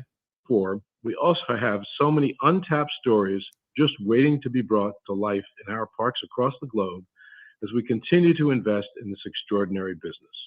By the way, good comment in the chat. I do see something I agree with. Someone saying countries where we can't buy property should not be allowed to buy property here either. Yes. In fact, I don't mind from a legal standpoint, guys. I actually think it's very smart for countries to protect their property because, as you can see right now, in many countries, they're having a problem with foreign investors coming in and buying up stuff like, I don't know, farmland, things you should be protecting, things you shouldn't allow foreign investors to get their grubby little paws on because it has a strategic impact on your own country and your security, your food security, your national security, right? To come in and buy up your literal country's land, right? Maybe we should kind of think about that a little bit carefully. I don't know. Sounds like a decent idea, right? So that may come off as protectionism, right? But a lot of countries do it for good reason, right? For good reason. Coral Saul said, gifted 1 Legal Minds membership. Thank you so much for that. Every gift matters here, as we often get in trouble with the YouTube algorithm. Raging Dino says, will they make another indie or do they learn? I don't think they've announced it at all, but I think they're doing something else with indie. Aren't they doing like a game or a series or something, like a TV series? I don't know. But a feature film, I don't think so. But this I have not followed. That would be the stupidest thing ever if they did. The chat can probably tell you on that one. But it's not just our parks where we're creating new opportunities for consumers to engage with the characters and franchises they love. Our new relationship with Epic Games will create a transformational games and entertainment universe that integrates Disney's world-class storytelling into Epic's cultural phenomenon Fortnite, enabling consumers to play, watch, create, and shop for both digital and physical goods. Okay, so what they're saying is this. Disney skins, particularly things like Star Wars, right? You're going to be able to be the Avengers, right? So you're going to get Avengers skins in Fortnite. Cool. I doubt, now VR said this last night, I doubt they're going to give you Mickey Mouse with an AK, okay? I doubt they're going to give you that. Although we may get it in the form of Steamboat Willie in the game Mouse, if you haven't seen that. Also, guys, by the way, the Seedy Creek comic, almost done. I got about half of the panels in from our artist, looking real good. So we're almost done on that. Of course, all the Steamboat Willie stuff is now public domain. We can make plenty of games with Mickey and Steamboat Willie, as in the Mickey version that is in Steamboat Willie, as holding an AK or a Tommy gun. Let's keep it thematic to that time, right? Let's make it a Tommy gun. Totally permissible, completely permissible. But with Fortnite, no, I don't think they'll put Mickey or Minnie in there, but the Avengers, maybe some other stuff like that. Star Wars characters, right? You know, maybe Star Wars characters running around with a lightsaber slashing people. Probably, right? Okay, sure. You know, adding in a Star Wars metaverse at some point, or making a separate Star Wars metaverse or Star Wars universe where you can like fight in a Star Wars setting or a Marvel setting or whatever else. Okay, cool, I guess, right? Doing microtransactions where you can buy Disney ears in game or something. once again, we're talking about milking children here, and this is they've said outright they're going after Gen Alpha, Gen Z. Guys, this is why I say Disney not only doesn't care about children, but they want to really, in a perverse way, exploit children. And I'm not using that term lightly, because gaming, particularly when it comes to purchases, can be very problematic when it comes to allowing purchases on that device that a kid is using, and they all of a sudden their parents come home, they've racked up $2,000 in charges because they've bought, the silly shit on a game because Disney pushed it, or they pushed the transaction, right? Very, very interesting. This marks Disney's biggest entry ever into the world of video games and offers significant opportunities for growth and expansion. Well, by the way, it's not Disney's first attempt at video games. Obviously, Lucasfilm had a gaming division. That was pointed out earlier. They've tried other video games. They've done other video game ventures, right? Obviously, you have Kingdom Hearts, right? So you've got stuff they've been involved in. They've been there. And also, there's been a lot of flop games. There's been games that they've put money in, right? Disney Infinity, right? People mention that. Yeah, Disney Infinity. Yeah, they're not bringing that up, right? Why aren't they bringing that up? Huh? Weird, right? The new immersive universe will allow fans to unleash their own creativity and experience the Disney stories and worlds that they love in groundbreaking new ways. Younger audiences in particular are huge consumers of video games. In fact, among millennials... This is such a boomer. By the way, is this not, and I said it last time on Vine, is this not the most boomer? And by the way, boomers, I love you. I love you. It's XOXO. Mwah. Some of you boomers are more technologically capable than I am, okay? But that said, is this not the most like, I'm telling you, kids love their video games? And I'm like, all right, crazy Uncle Bob. I mean, yeah, sure. But like, you know what else gamers like? Gamers like movies that don't suck. Gamers want movies gamers want games that don't suck. Just like movies, cinephiles, right? People who like movies, they want movies that don't suck, right? Gamers want good games. Oh, I love the are you winning, son? Yeah, that's the best one. Are you winning? Are you winning, Bob? Nope. No, listen, my boomers, I love you. Love all of you. XOXO. My mom's watching out there. She's a boomer. I love her. Brick Cormier says, I agree on the land idea. Protecting the border is more than just lines drawn on the map. Yes, a border is a real thing that protects the interests of the citizens within, and it is being openly defied right now. At a certain point, you don't have a country. You don't have rule of law if people are just coming in and essentially squatting, claiming your land and property. Camelbot Killer says, Iger's voice is creepy. Liar! Princess Bride. CS says, I feel like I'm in crazy land. Am I the only one that feels like Fortnite sucks the D? By that, he means Disney. The idea of Disney merging with Fortnite makes me want to puke. Well, that might be it. Once again, Disney may be the thing that ruins Fortnite. Disney may be the thing that kills Fortnite. Wouldn't that be awesome? Don't put it past Disney to kill everything it touches. They have an uncanny ability to do that. Also, we've proved that they are bad actors. They will lie. They will cheat. They will breach contracts. I'm just waiting for a lawsuit between Epic and Disney over money, right? Over money, over fees, over revenue. Disney is absolutely shown that they cannot be trusted as a business partner. Let's continue. Gen Z, and Gen Alpha a significant amount of time. Gen Alpha, by the way, Gen Alpha is very young children. These are the children of millennials and Gen Z, right? Very young children. The people that are like born right now, very young. Time spent on screen-based platforms is playing video games. This new universe from Disney and Epic provides us with a tremendous opportunity to not only meet more consumers where they are, but to allow more audiences to cultivate a bond with Disney's iconic brands and franchises, including Marvel, Star Wars, and much more. Looking at the renewed strength of our businesses this quarter, from sports to entertainment to experiences, the stage is now set for significant growth and success. In that regard, we see ample opportunity to increase shareholder returns as our earnings and free cash flow continue to grow. Our current position of strength and confidence in our path ahead already led us to pay a dividend to our shareholders last month. A pathetic, impotent dividend that wouldn't even buy a taco for Mexican Iron Man. I mean, that was such a pathetic dividend. The only reason why they did it is because they said they were going to do it, and they literally could have been a shareholder lawsuit if they went through and made a statement they were going to do it and didn't do it, right? The only reason why they didn't do it is because the dividend was cheaper than another lawsuit, right? They're like, well, let's pay the dividend because we don't want to get sued, so let's pay the dividend, right? Even if it's a shitty dividend, it gets them through their promise, gets them to what they said. Okay, we're going to give you a shitty dividend. And now we're going to give you a slightly less shitty dividend, right? Congrats. You'd be better off in investing. And by the way, this is not financial advice. I'm the last person who should listen to financial advice from, okay? But this is a statement of fact that there are other companies that pay a better dividend if you're looking for a dividend ratio. So if you're a dividend investor, there are other companies that have historically paid better dividends. Hashtag not financial advice. Definitely don't listen to my financial advice, okay? But there are other companies that pay better dividends. And I'm pleased to share that the board declared that our next semi-annual dividend, to be paid in July, will be 50% higher versus the last dividend paid in January. The board has also authorized the company to begin repurchasing shares for the first time since fiscal 2018, and we plan to start. Move of desperation. Move of desperation. A buyback program, move of desperation, really shows they're trying to pump shareholder value because Peltz is on them like a dog.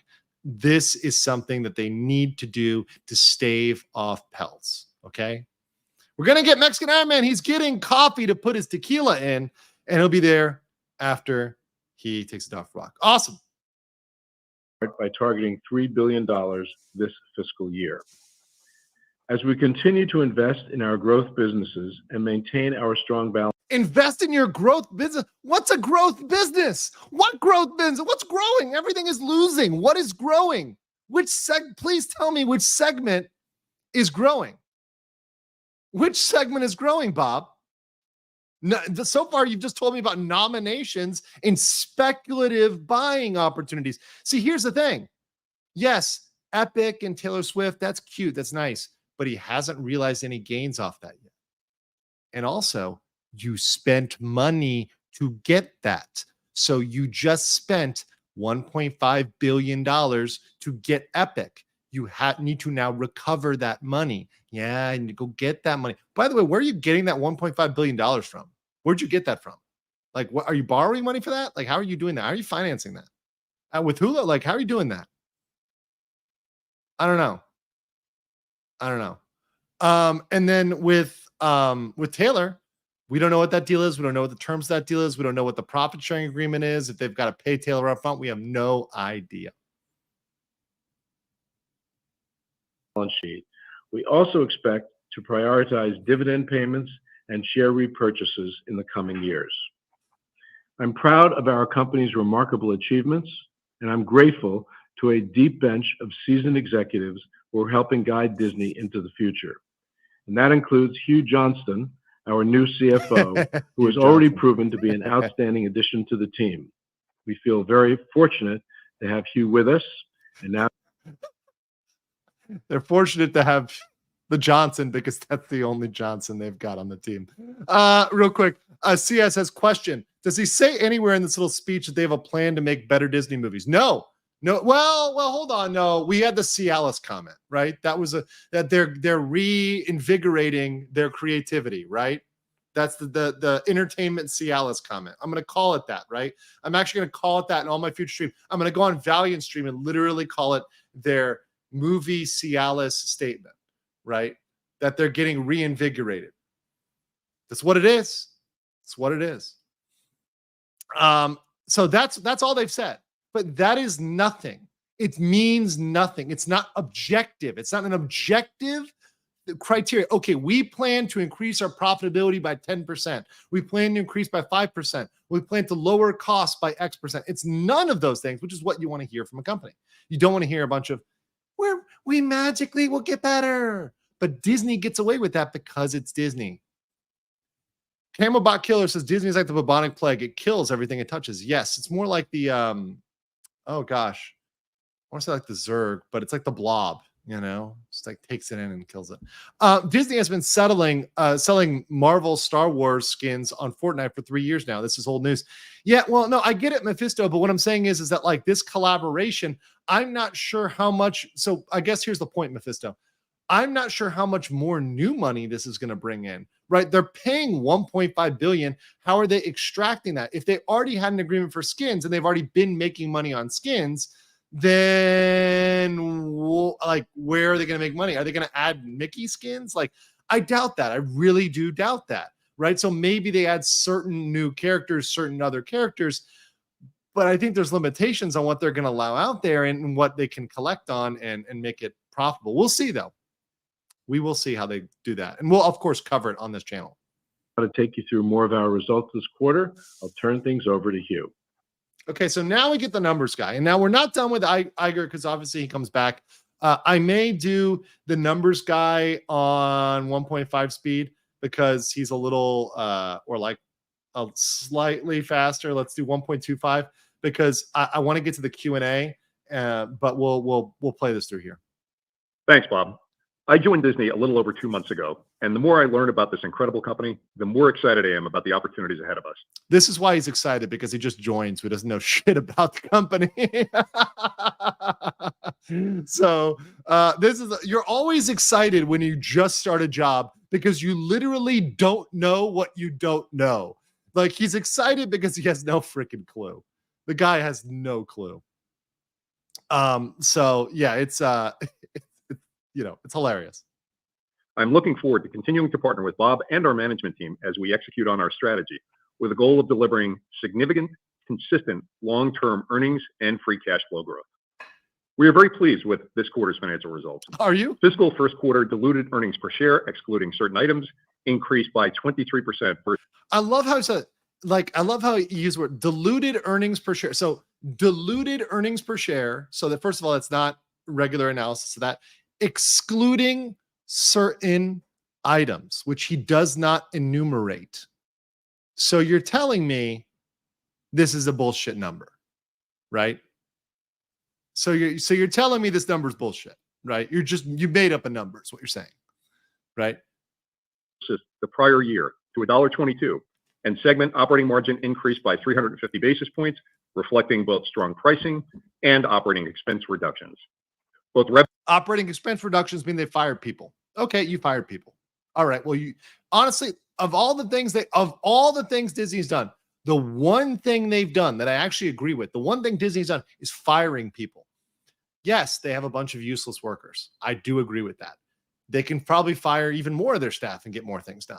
Right now, of course, they're going to be in trouble with their DEI overlords because a lot of those folks they're firing are of those categories, or right, it's going to hit people in those categories, so they're going to be in trouble in that sense, right? But firing is about the only thing they've done that's put them in the right direction. But they can't fire enough to get them where they need to be. They can't fire their way out of their problems and not create good content. That's not going to solve their problem. Firing people is not going to solve the problem. And as people say in the chat, it's not like they're strategically only firing the woke people. They're just firing divisions of the company that they are going to replace through mergers or other elements. Revenue and operating income at direct-to-consumer, domestic ESPN, and experiences all increased versus the prior year.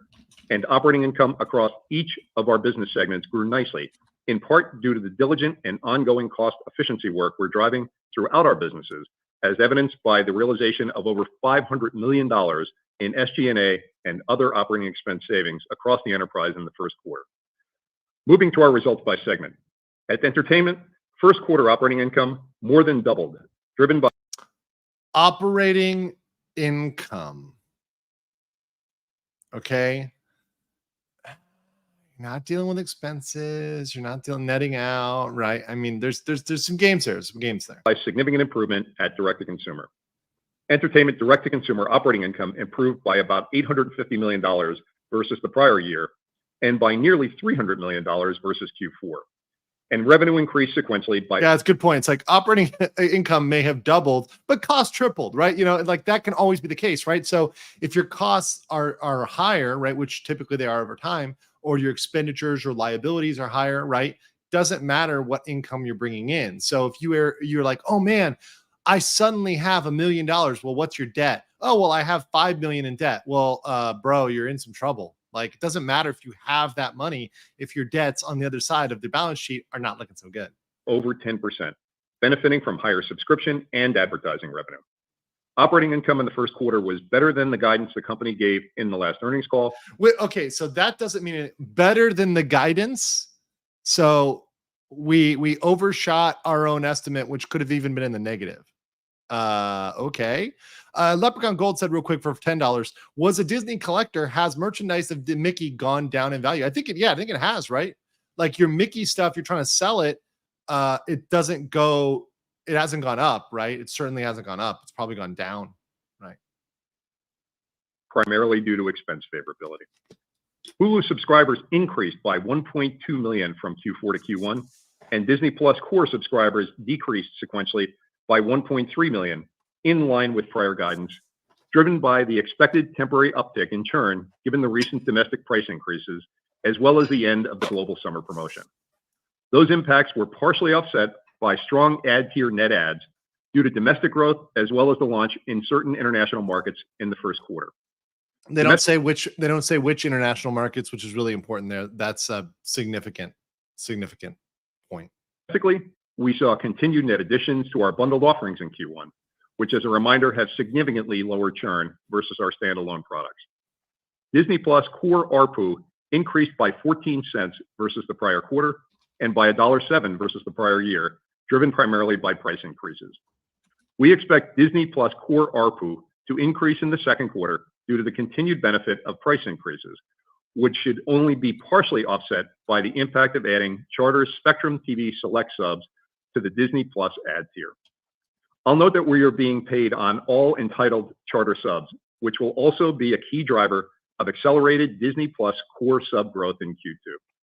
We expect net adds of between 5.5 and 6 million in the second quarter.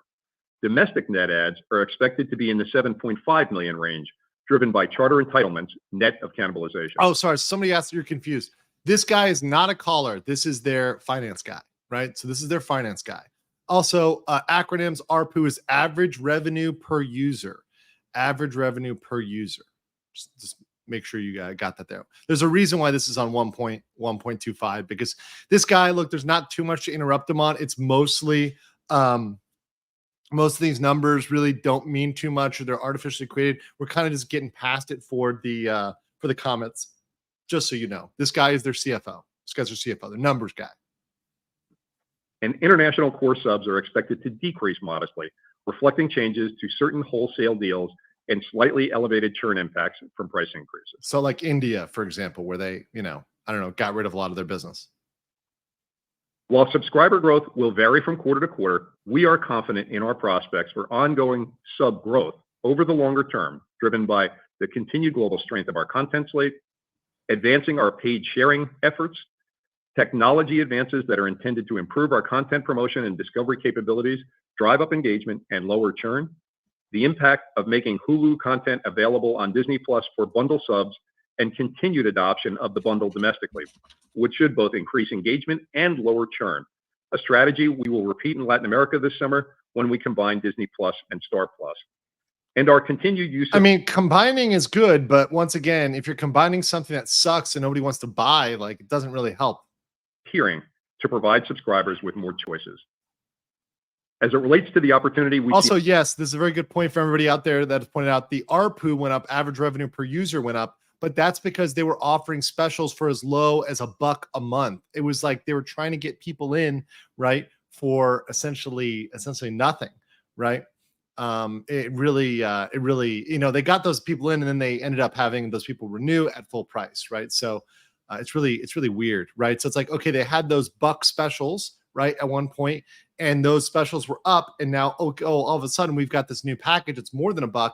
Oh, and now average revenue per user is up. Well, that's kind of playing games. It's kind of playing games.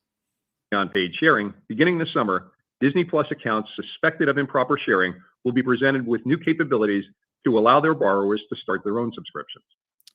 The whole unauthorized sharing, I've got into this. I mean, look, as big of an issue as you think or like as big of an issue as they may make it in this call, it's not going to recapture, a huge amount of revenue. You're not going to, password sharing isn't responsible for 50% of your profit loss. It's not going to turn Disney Plus into Netflix because they cracked down on password sharing. Okay. It's not going to make you profitable when you're putting out dog shit. Later this calendar year, account holders who want to allow access to individuals from outside their household will be able to add them to their accounts for an additional fee. While we are still in the early days and don't expect notable benefits from these paid sharing initiatives until the back half of calendar 2024, we want to reach as large an audience as possible with our outstanding content, and we're looking forward to rolling out this new functionality to improve the overall customer experience and grow our subscriber base. For Q2, we are expecting revenue at Entertainment DTC to grow sequentially and anticipate that operating losses will be relatively in line with the first quarter. We still expect to reach profitability at our combined streaming businesses in Q4 of fiscal 2024 and have never been more confident about our path to creating a strong and sustainable streaming business with growing subscribers over the long term and ultimately double-digit operating margins, a business which we fully expect to be a key earnings growth driver for the company. Moving on to Entertainment Linear Networks, the decrease in the first quarter operating income versus the prior year was due to lower advertising and affiliate revenues, partially offset by lower programming and production costs. Lower domestic advertising revenue was driven primarily by lower impressions, including from strike-related impacts. There we go. There's the strike. Okay, so we have the strike. So they're going to try to blame the strike, which is, by the way, something that they literally contributed to the lengthening of. So try to blame the strike on their issues. How about you admit that the issue is the content itself? That's the thing that nobody has owned up for in the industry. They haven't owned up for the content itself just not being good and saying, look, we were putting out things we thought, look, and this is all they have to say. If they said this, I would give them so many points. Just say this. We thought a certain type of content was going to appeal. We misread the market. We're realigning our content to be what people actually want. Just say that. Just admit that it's the content. I want to hear one single venue just admit that we put out content that people didn't want. Just say it. It does not just Disney. This is not limited to Disney. I would love to see Amazon. Anybody else say, look, we did a thing. It wasn't what people wanted. We did a Lord of the Rings. We didn't, Amazon. We did a Lord of the Rings. It wasn't what people wanted. Admit to mistake. I would give them so many points for admitting to mistake. I give people so much credit for admitting to mistakes. And more in my life, I try to admit when I make mistakes because I make a lot of mistakes as well. I'm not infallible, right? And this whole thing of trying to pretend like they never make mistakes is ridiculous. It's preposterous, right? Just say, look, we went down this woke path. We went down this path. Or you don't even have to say woke. Just say, we put our content down a certain path. We tried to market to people. It was a misalignment. We are now realigning our content and the messaging behind our content and getting back to where we used to be. That's all they have to say. Say it like that. It's still, you can do it corporate speak, but admit some sort of fault. I know that would be admitting failure, and Bob Iger can't do that. I know that. In addition to an adverse comparison to the prior year midterm-related political advertising at our own station. Quick from Rover Boy here for $5 who says, please note that they are expecting profitability of combined streaming services this fiscal year. That's Disney Plus and Hulu. So they're literally shifting the goalpost. This is what they do over and over and over and over again. They change the goalpost and where things are at. But speaking of changing the goalpost to make it based, Claybuster with 50 legal mindset memberships. Thank you so much, Claybuster.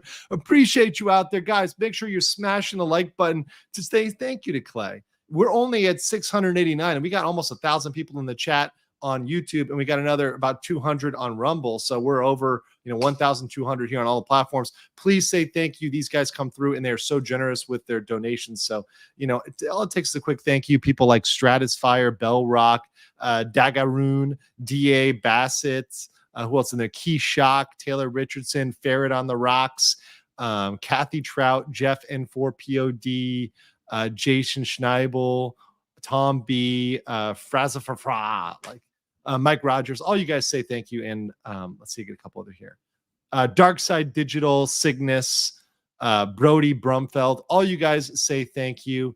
to Claybuster. He just hooked up a huge number of you. And Claybuster's been an OG on my channel, hanging out with me from back in the Rittenhouse days, talking a lot about 2A stuff, just hanging out, having a good time. Still need to go out and shoot some clays whenever I get back to the U.S. with Claybuster, but we'll get there. We'll get there. All right. Continuing here. Payment affiliate revenue decreased by 5% in the first quarter versus the prior year, as a 5-point benefit from higher rates was more than offset by a 10-point decline from fewer subscribers. Adjusted for the non-carriage of certain networks at Charter as a result of our recent deal, the sub-decline impact was closer to 7%. Lower programming and production costs benefited from strike-related impacts, and we also remain focused on driving ongoing cost efficiencies. At content sales, licensing, and other, results came in lower versus the prior year and below the guidance we provided. Oh, there we go. There we go. So they missed a target. So this is the first time they've admitted they missed a target. They've not done that before. They're finally saying they missed a target. Finally. Performance of theatrical titles in the quarter. We do not have any new key theatrical releases in Q2 due to production delays stemming from the strikes. So they're blaming the strikes again. They're blaming the strikes.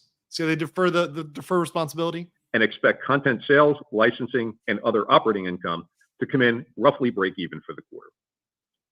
Sports operating roughly break even. Roughly break even means probably a loss, right? Roughly means it could fall on the other side. So that probably means you're in the loss. And roughly is the number they're using there to kind of smooth that over, by the way. Improved versus the prior year due to strength at ESPN, partially offset by lower results at Star India, driven by higher rights costs from airing of the ICC Cricket World Cup. So India sucked. That's the TLDR there. At domestic ESPN, year-over-year growth was driven largely by a decrease in programming and production costs from the timing of college football playoff games.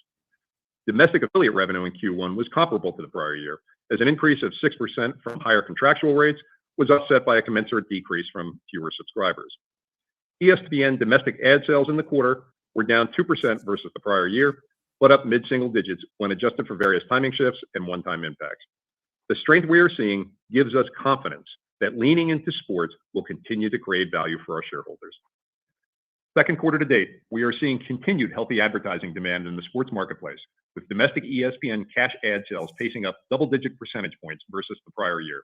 The trend is still solid even when adjusted for the CFP timing shift of an additional game, as well as an extra NFL divisional game in Q2 this year. Our experiences business posted strong Q1 results. I'm still waiting for them to blame COVID. Like, you know what I mean? Like these guys will pull out if they could blame them. Disney is the type of company where if they could say their dog ate their homework, they would use that as an excuse. I mean, that's the equivalent here at a corporate level. Year-over-year operating income growth of 10% at Parks and Experiences and 4% at Consumer Products. Record-setting results this quarter were primarily driven by our performance at Shanghai and Hong Kong theme. There we go. Right there. They say it. They say it. Let me actually rewind. I don't normally rewind on this, but let me get the exact statement here because I want to make sure I capture this, right? So let's get it right here. Pay attention here. Posted strong Q1 results with year-over-year operating income growth of 10% at Parks and Experiences. Growth of 10%. Where did it come from? And 4% at Consumer Products. Record-setting results this quarter were primarily driven by our performance at Shanghai and Hong Kong theme parks. Primarily driven by Shanghai and by Hong Kong. Primarily, meaning it was primarily China, meaning what they were doing in America was losing or breaking even. This is what the real message is here, guys. All overseas. Mind you, China had a huge boom because people had been cooped up. It was the COVID bump that we had a year earlier in America when we came off of COVID. Because remember, we were being base chads down in Florida, hanging out on the beach, drinking, our mojitos, with our swamp life. We were just hanging out, no mask, doing that. While literally in China, people's dogs were dying because they were locked inside their apartment complexes.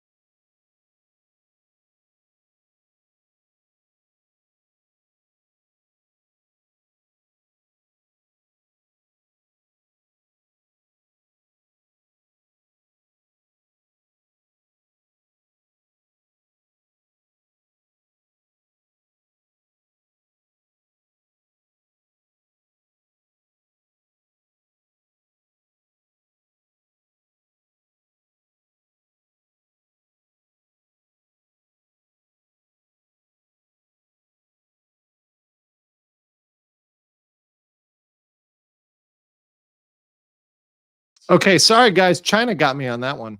I'm back though. China tried to get me on that one. China's like, shut them down. I mean, guys, they know where I'm at. Anyways, we're back. Yeah, it's weird.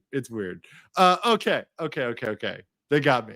All right, let's continue with this here after China comes for me. Appreciate you guys hanging with me. And guys, smash that like button for me getting Shanghaied as I talk about Shanghai. I mean, literally, it couldn't be more on the nose. I'm not gonna lie here. But okay. That being said, China. Let's continue.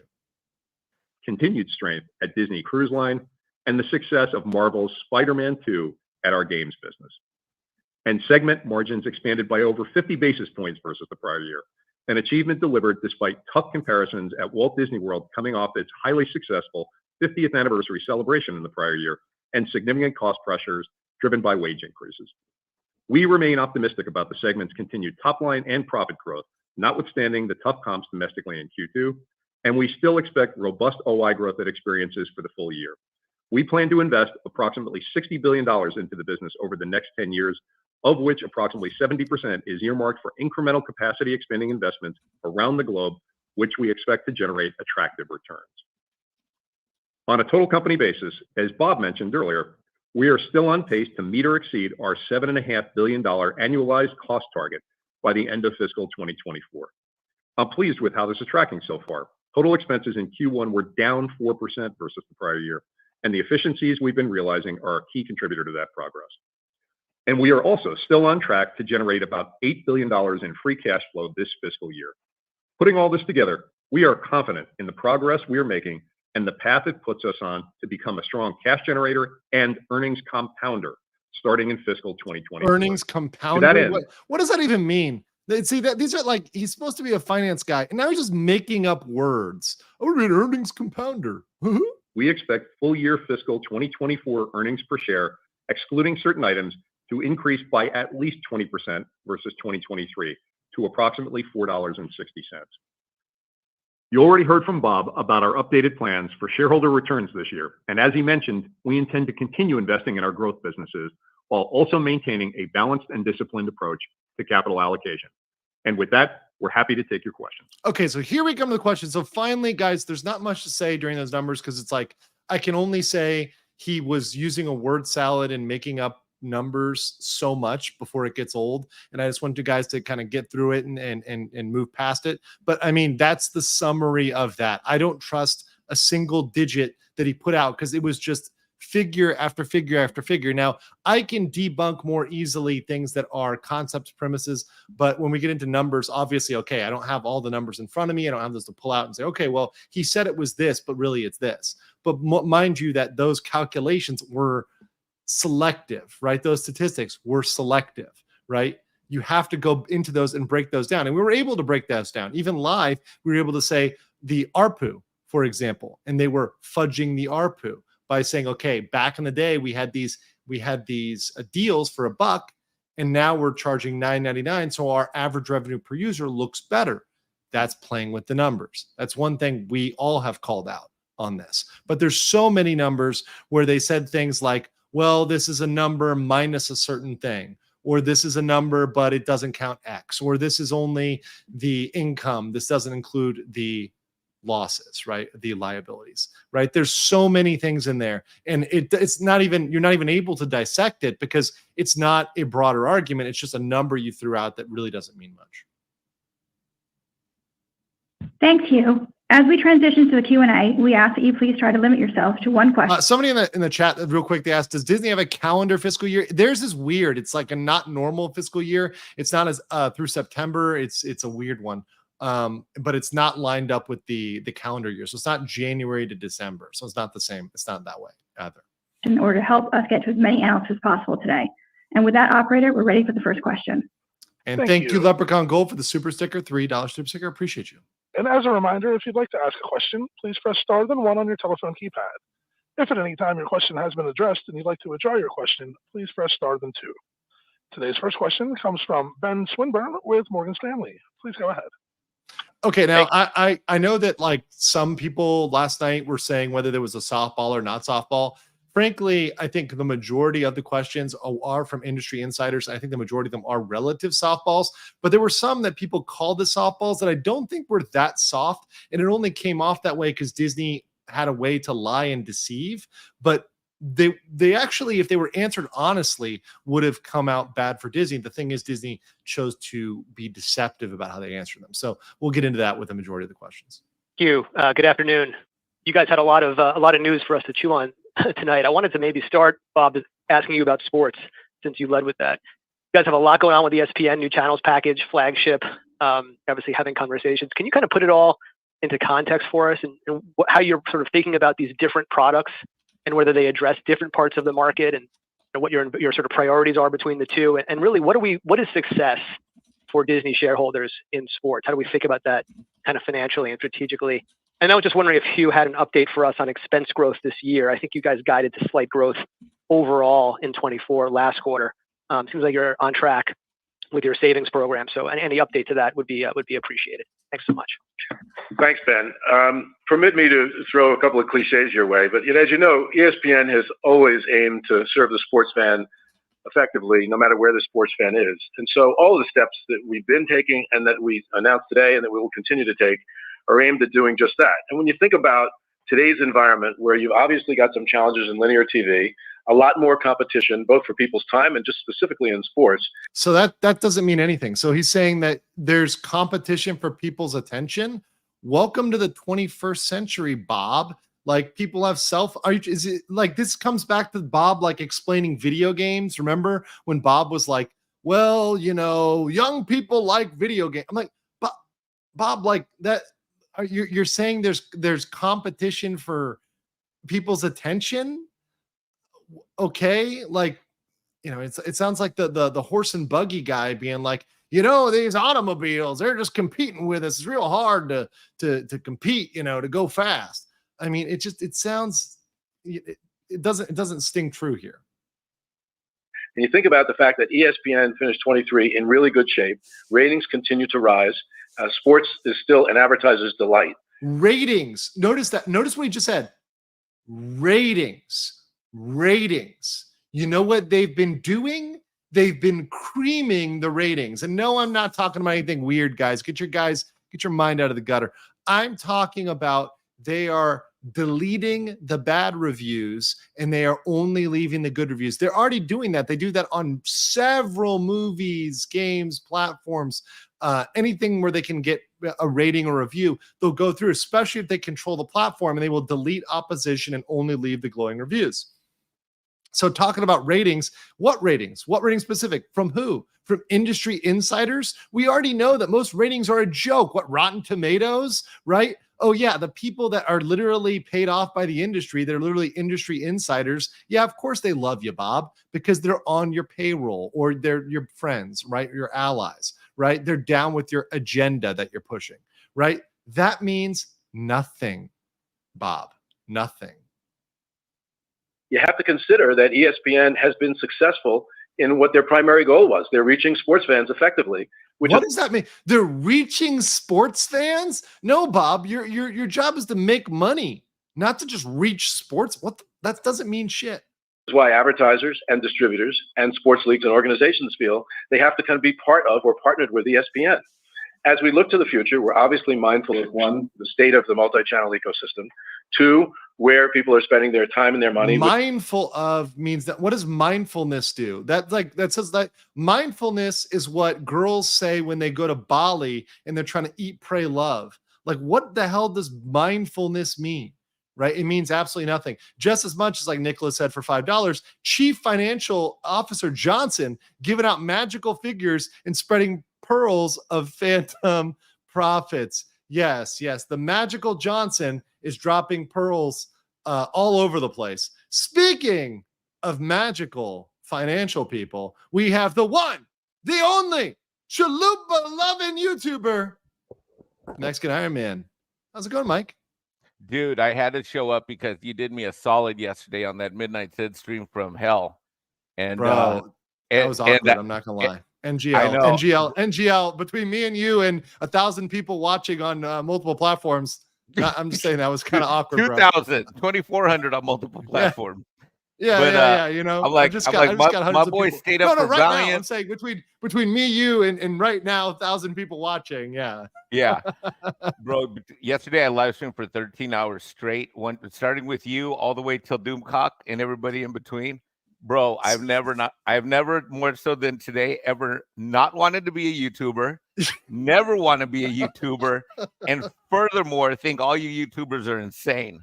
Hashtag do you understand why I passed out? Because like I'm on that and I'm like listening to it. What put me to sleep, which I realized re-listening to it, was when we got to Hugh Johnson, which by the way, Hugh Johnson. But anyways, he was going through the numbers, which made no sense. It was just a word salad of numbers that don't mean shit.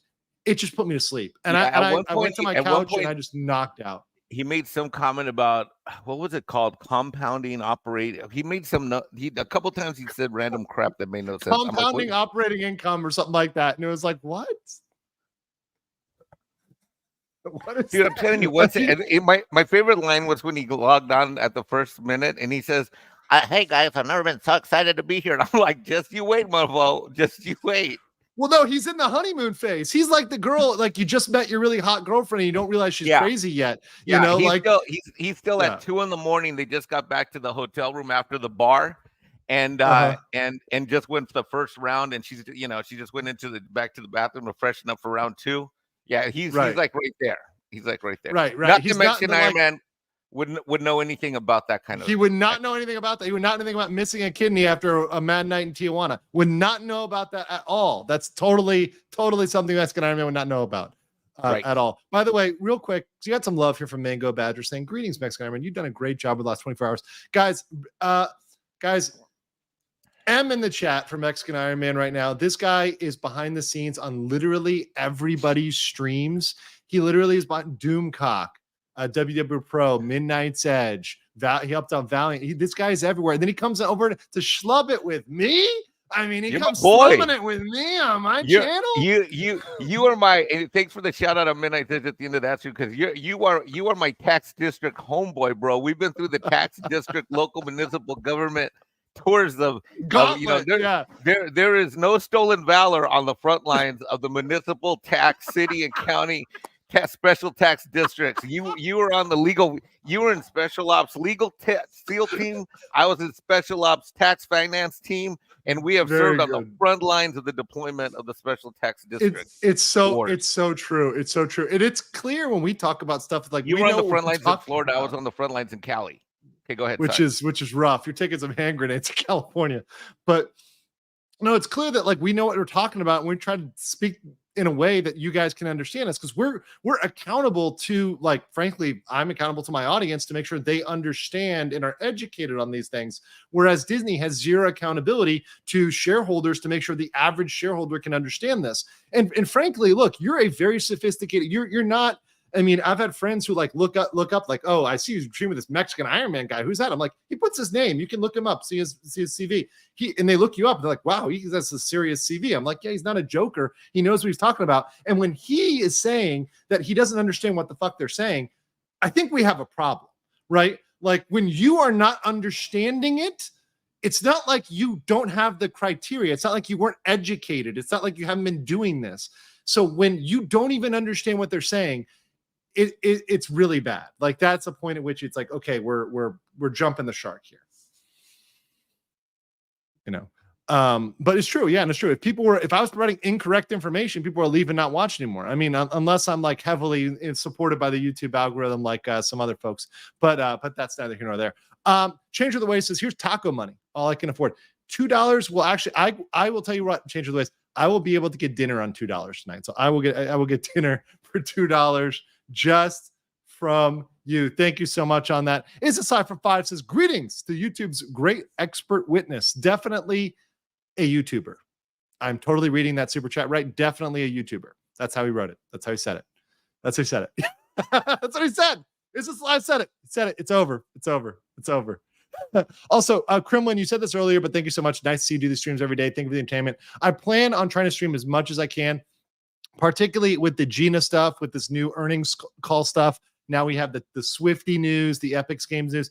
Guys, I've probably got 2 weeks of content just going through some of the stuff they put in here. So this is going to be massive. And then I haven't even got into the Disney stuff. I've got to interview Chris Gore. We are going to have a crazy February. I always think, oh, is it going to get slow? February is going to be nuts. And that's not even aside from all the other legal stuff I try to cover, because I do try to cover other legal topics. I really do. But this stuff is just happening day after day, and it's absolutely killer. Let's get back to it, though, with the questions. Media, and you have to basically serve them effectively there. We've been saying for a long time that taking ESPN in the direct-to-consumer direction was inevitable, and that we were looking for partners to do so. This is really not a first step, it's a second step. The first step was launching ESPN Plus some years ago, which has actually been quite successful. The second step is finding these partners to distribute basically the equivalent of a multi-channel sports-centric tier via app. So 1, we're serving sports fans well. 2, we're doing it with partners. 3, we're doing it in a more modern way rather than cable and satellite in this case. It's app-based. And that's a big step for us because we know that there are a number of people who have never signed up for multi-channel television. This gives them a chance to do so at a price point that will be obviously more attractive than the big fat bundle. 2, there's So what? Wait, well, I don't. By the way, this whole like skinny latte, fat latte sort of thing, I don't. First of all, I'm like, is one supposed to be low calorie versus high calorie? Like, what are we talking about now? Do we have any actual price points here? I mean, obviously not, right? They didn't say like one's going to be, $1.99 and the other one's going to be 30. I mean, but we don't have numbers on this, and increasingly, I see that as a barrier to entry, right? Because obviously, when these streaming services start to ask for things like $20 a month and plus, it's getting to the point where they're saying, okay, well, I've got to decide between, is this going to be my one streaming service or am I going to go to cable essentially at this point? I mean, people might actually, right. But the funny thing is, Mike, is that if they're making their package so expensive, it might be the same price as freaking cable, Yeah, you're right. And by the way, you got to remind me to talk about the number of subs they lost too before we get off. Oh yeah. Let's say when they get to that, because I know they get to that. There are people who have left that ecosystem because they didn't want all those channels or that cost. And this is a way of basically preserving a relationship or creating one with those that are no longer part of the multi-channel ecosystem. The next step after this, and we announced today that we'll launch it in probably August of 25, is to bring out ESPN Flagship. I say on its own, but it will be bundled ultimately with Hulu and Disney Plus, and that will be a very, very immersive, very obviously sports-centric app, which will have features that this combination with Fox and with Turner, Time Warner, Discovery will not have, such as integrated betting, integrated fantasy, likely to have some sales arm or merchandise capabilities, obviously deep dive into stats, and high degree of customization and personalization. Again, another kind of feature that we'll bring out to engage with sports fans. I can't tell you right now how that ultimately will fit into all of this, except it will be a progression. We haven't really talked much about how it will be further, how it will be bundled, except with our own services. But I think success will be for us in this basically migration would be to maintain ESPN's position in sports in general and the affinity that its fans have with ESPN and the attractiveness of ESPN to advertisers and sports leagues. That's simple. So there's nothing new about ESPN really, and they're gonna offer a website with sports stats on it, which frankly, there's a billion websites with sports stats on it. Yeah, nothing, nothing, Burger. Right. I'll take the cost side, Ben. You're right. In the past, we've talked about slight growth in operating expenses year over year. We obviously have terrific momentum on cost management coming out of the first quarter, and the team is relentlessly looking for further opportunities to drive cost savings, both to which means, by the way, that means they're looking for people they can fire. Like, let's be very clear about that. They're looking for people that are fired. That's cost savings. That's the cost savings they could find. Quick Pacho Via says Walt Disney Company lost $70 million with DraftKings app, and they think they'll make more money with the Fortnite app. 1.5 billion is what they're in on it, so they've got to recoup that. Until they recoup that, they're in the red, right, on that stake. So, yeah, we'll see. Babe says, "Is Tom Cruise in the firm I work for the mob?" Wait, what? It's Tom Cruise in The Firm. I work for the mom. Well, I don't know. Maybe in talking about a movie. I don't know. I'm happy to be compared to Tom Cruise though. Invest back in the business to continue the growth momentum that we have, as well as deliver margin growth to the bottom line. Net, no change in guidance versus what we said previously. We should do at least as well as the guidance we previously committed to, which was slight growth in operating expenses year over year. Okay, thanks, Ben. Operator, next question, please. Absolutely. Our next question today comes from Michael Nathanson with MoffettNathanson. Please go ahead. Thanks. One for you, Bob. One for you. Jesus Christ, this guy's a freaking mouth breather, and he's like on the on the freaking Mike. I'm gonna turn this down because he's like really weird. Also, somebody asked real quick, one of my longtime viewers, Nancy, says, I'm slammed at work. Do you mind doing a summary update video? I can't do all live streams right now. Shouldn't be listening. Yes. So I am going to try to do more update videos. There may be a time when I actually take down my longer streams at some point. I'll leave for now. I'm going to leave most of them up. I do members only streams, which are exclusively members only, at least once a month, but I'm actually moved those to maybe once a week doing a members only stream. That's more general catch up. But I will definitely do summary videos. I'm doing more clipping and summary videos. I did that one for the Gina Carano. There's now, if you want to look at it on my channel, there's a summary of the Gina Carano claims that's up. It's very short. It's about 10 minutes. So I want to do more of that because I know that not everybody can listen to a 3-hour stream. Let's play this. Oh, wait, shit. Oh. And we are also still on track to generate about $8 billion. That's the best question. Sports service, you can buy that as in March. So already the critical part of that business is Hulu itself. And Michael, I'll take the question on DTC. In a sense, it's news, but in a sense, it shouldn't be news because we've always wanted to build a good business in that regard. In terms of how we get there, it's really in many ways the way that we've gotten from where we were to the point we're at right now. Number one, we're going to grow subscribers.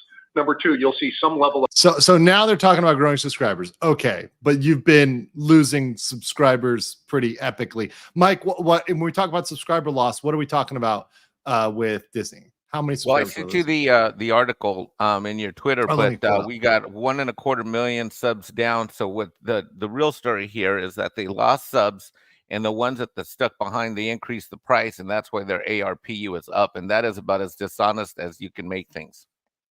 Right. That was the one thing. And even the chat was calling that out today earlier and kind of giving me some financial assistance here. Because, of course, I'm a lawyer. I don't math so good, which is why I got you guys. But like they were saying, like in which I agree with, because they were indeed doing this.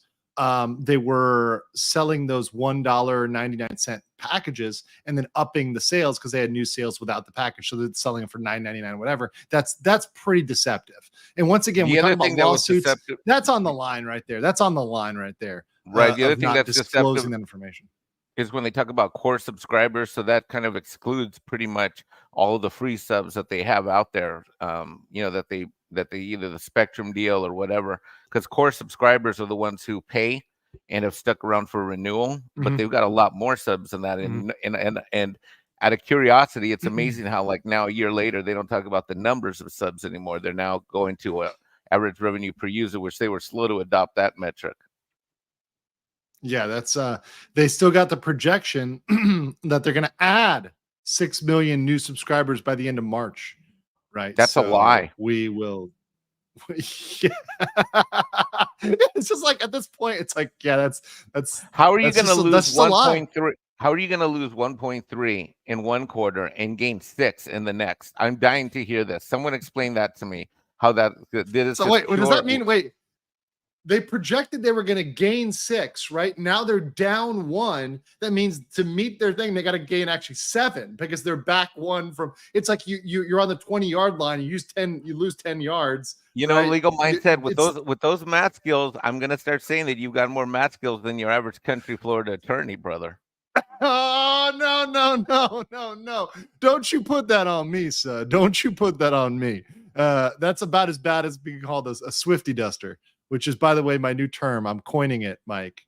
The Taylor Swift fan and the Pixie Duster with their powers combined are the Swiftie dusters. It's perfect. Love it. Pricing. And both of those things will probably be similar to what you've seen over the last couple of years. Maybe a slightly different balance, but roughly similar.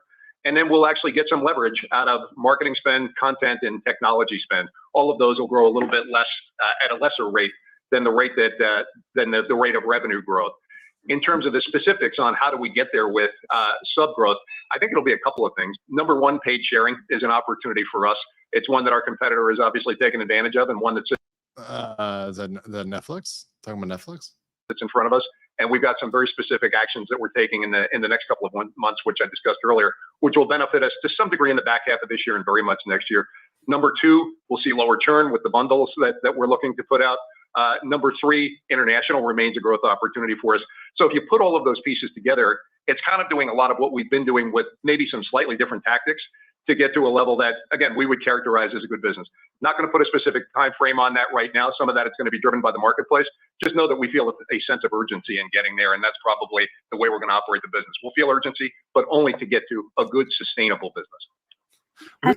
Okay, we feel urgency to get to a sustainable business because which implies let's translate that not, means that we have been complacent. We are now urgent, and we have never had a sustainable business in this area. Yes, that's what it means. That's literally what it means. We are trying to get to it, which means we are not. And somebody said it earlier, Mike, this earnings call, it's not about what they did say, because they frankly, and we were finishing it up. This is the part where I was sleeping, so I'll see if I caught anything here. But it's not so much about what they did say as much as what they're not saying, right? What they're saying doesn't say. And it's very clear what they're not saying, right? Which and of course, look, I don't expect them to come out and say, we've never been sustainable, right? Maybe they could say something like, we had a problem in the past, maybe they could say that there's a problem in the past, we're going to rectify that. But the thing with Disney is always they fail to acknowledge their issues, and they just try to glass over that and pretend like everything is fine and actually everything has been good and they're gaining and winning, right? They don't acknowledge the fact that there's shortcomings in their approach, and any of their approaches across any of their segments, whether it's entertainment, theme parks, etc. All of it is something that is absolutely perfect. Speaking of which, on Rumble, we had one from Occupant42, my homeboy, who for $20 says, I dropped cable because watching 4 channels out of 500 that I didn't pay for didn't make sense. I am not subscribing to 6 streaming services for 8 shows that might be worth watching. Also, hi, not a YouTuber. So that's one for you, Mike, from Rumble, from the homies on Rumble. And I appreciate you, Occupant42. You're an absolute gangster holding it down there over on Rumble in the Rumble ghetto. All right, let's continue. Thank you. Operator, next question, please. Our next question today comes from Jessica Reef Ehrlich with Bank of America Securities. Thank you. You guys covered so much ground tonight. This chick, I think, actually asked some legitimate questions. So one question. I agree, and they blew her off with dumb answers. They blew her off completely.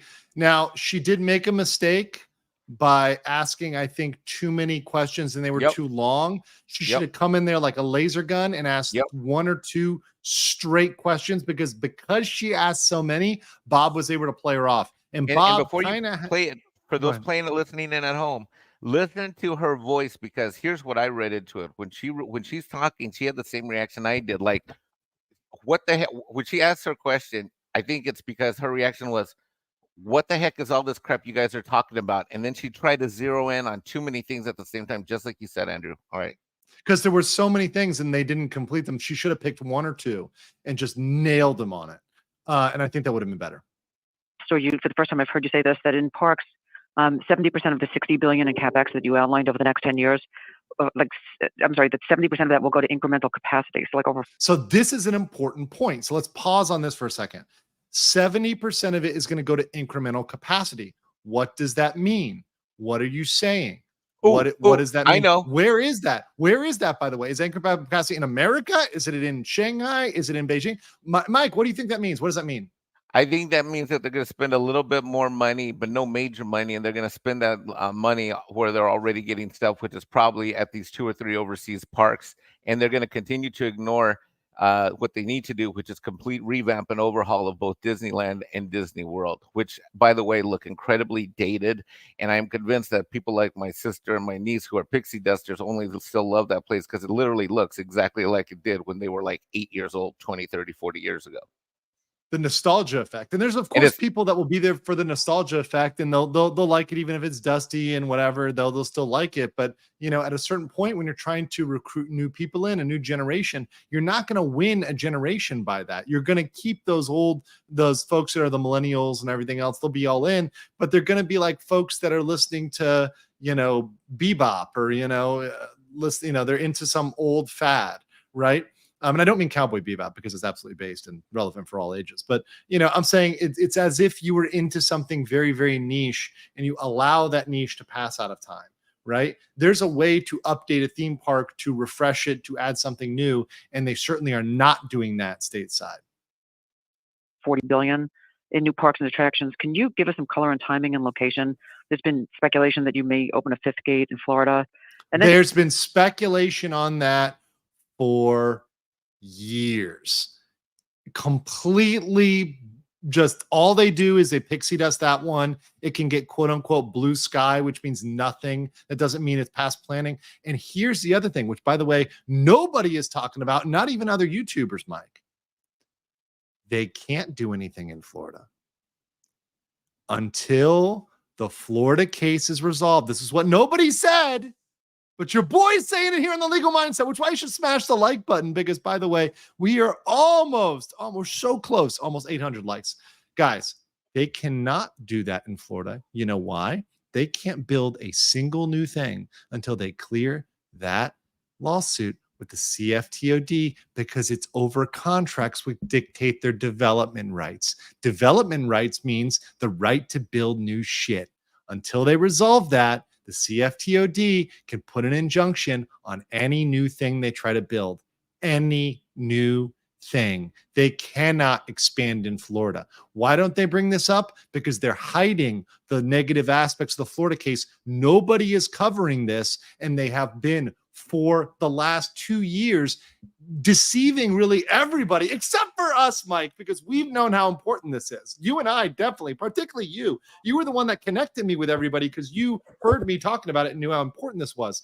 Yep. This is the thing they've been hiding the ball on they can't expand in Florida because they fucked themselves, because they did this. You actually, on one of your live streams, you warned them and you said, look, if they don't, I distinctly remember one live stream, you said what they ought to do is go get, this is way back when, go get another district done, make the deal, so that at least that way they could progress with their business operational side.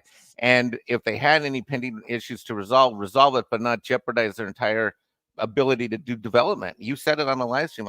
God, about this point, it's what, a year and a half, 2 years ago? A year and a half ago. I said it a year and a half ago because I know about development rights, and that's a huge deal. It's a massive deal with these districts, and they've now put their development rights at stake. Right. They fuck themselves. It's no different than, say, like two of our viewers in your live chat. Let's say any two of you guys in the live chat that are talking to each other right now. It's no different than the two of you have ranches next to each other, and one of you wants to expand into an unincorporated area of the county to like increase your cattle ranch, but you morons decide to sue each other, and that's going to lock up anything. And now you can't talk about water rights, you can't talk about building rights, you can't talk about roads or highways, because you two morons are deciding to rifle up on each other out in the wild, wild west. It's literally just like that.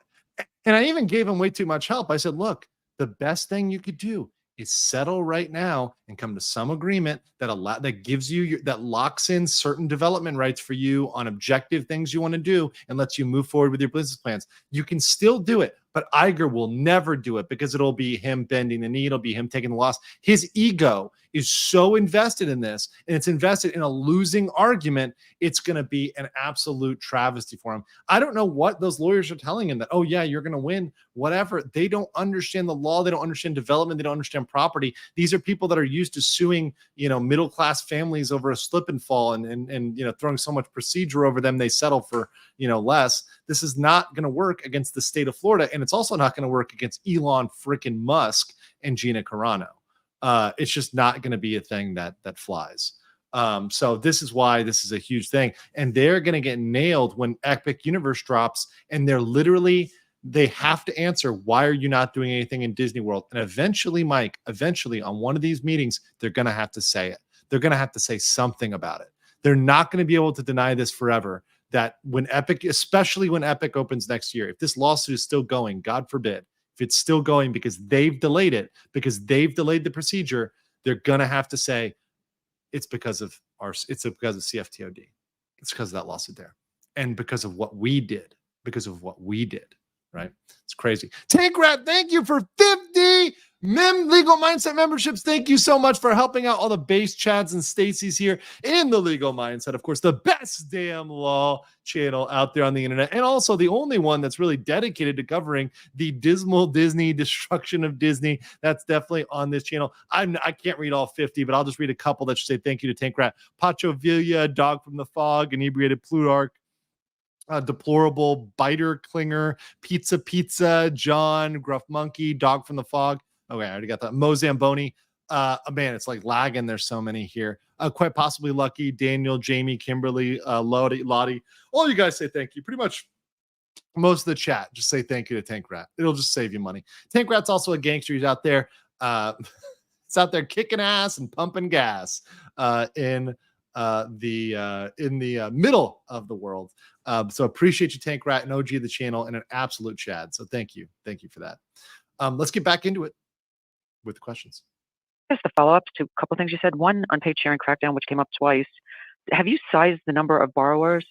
And on the sports JV, see, she's asking too many questions there. She already asked another question there, right? Have you sized the number of borrowers? I don't even think they answered that one because she tucked it in there so tightly.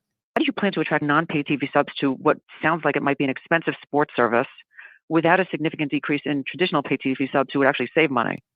Like, how do you not cannibalize? So that's a very good question as well. These are all good questions. You just needed 2 callers to handle them, right? It's about 3 or 4 questions that are in there that you needed to break up with 2 callers, right? And let me break up that comment too, because what's happened with cannibalization in media and broadcast media is you have this sexy idea that, hey, we don't want to be broadcasting and running ad-based scheduled linear TV. We want to be like Netflix and be able to be on demand and all that. Well, when you walk away from that model, and this is what she's really getting at, she should have been more pointed about it. What she's getting at is that you are going to go for this lower dollar amount per month subscription, yet you're walking away from these hundreds of millions of dollars worth of advertising and these guaranteed license fees that come by the distributors like such as Spectrum and others. How are you not cannibalizing yourself by trying to sell subscriptions when you're walking away from both the guaranteed recurring revenue, which is stable from the regional broadcasters, and from the advertising monthly revenue, which are usually on annual contracts, which are big dollar tickets?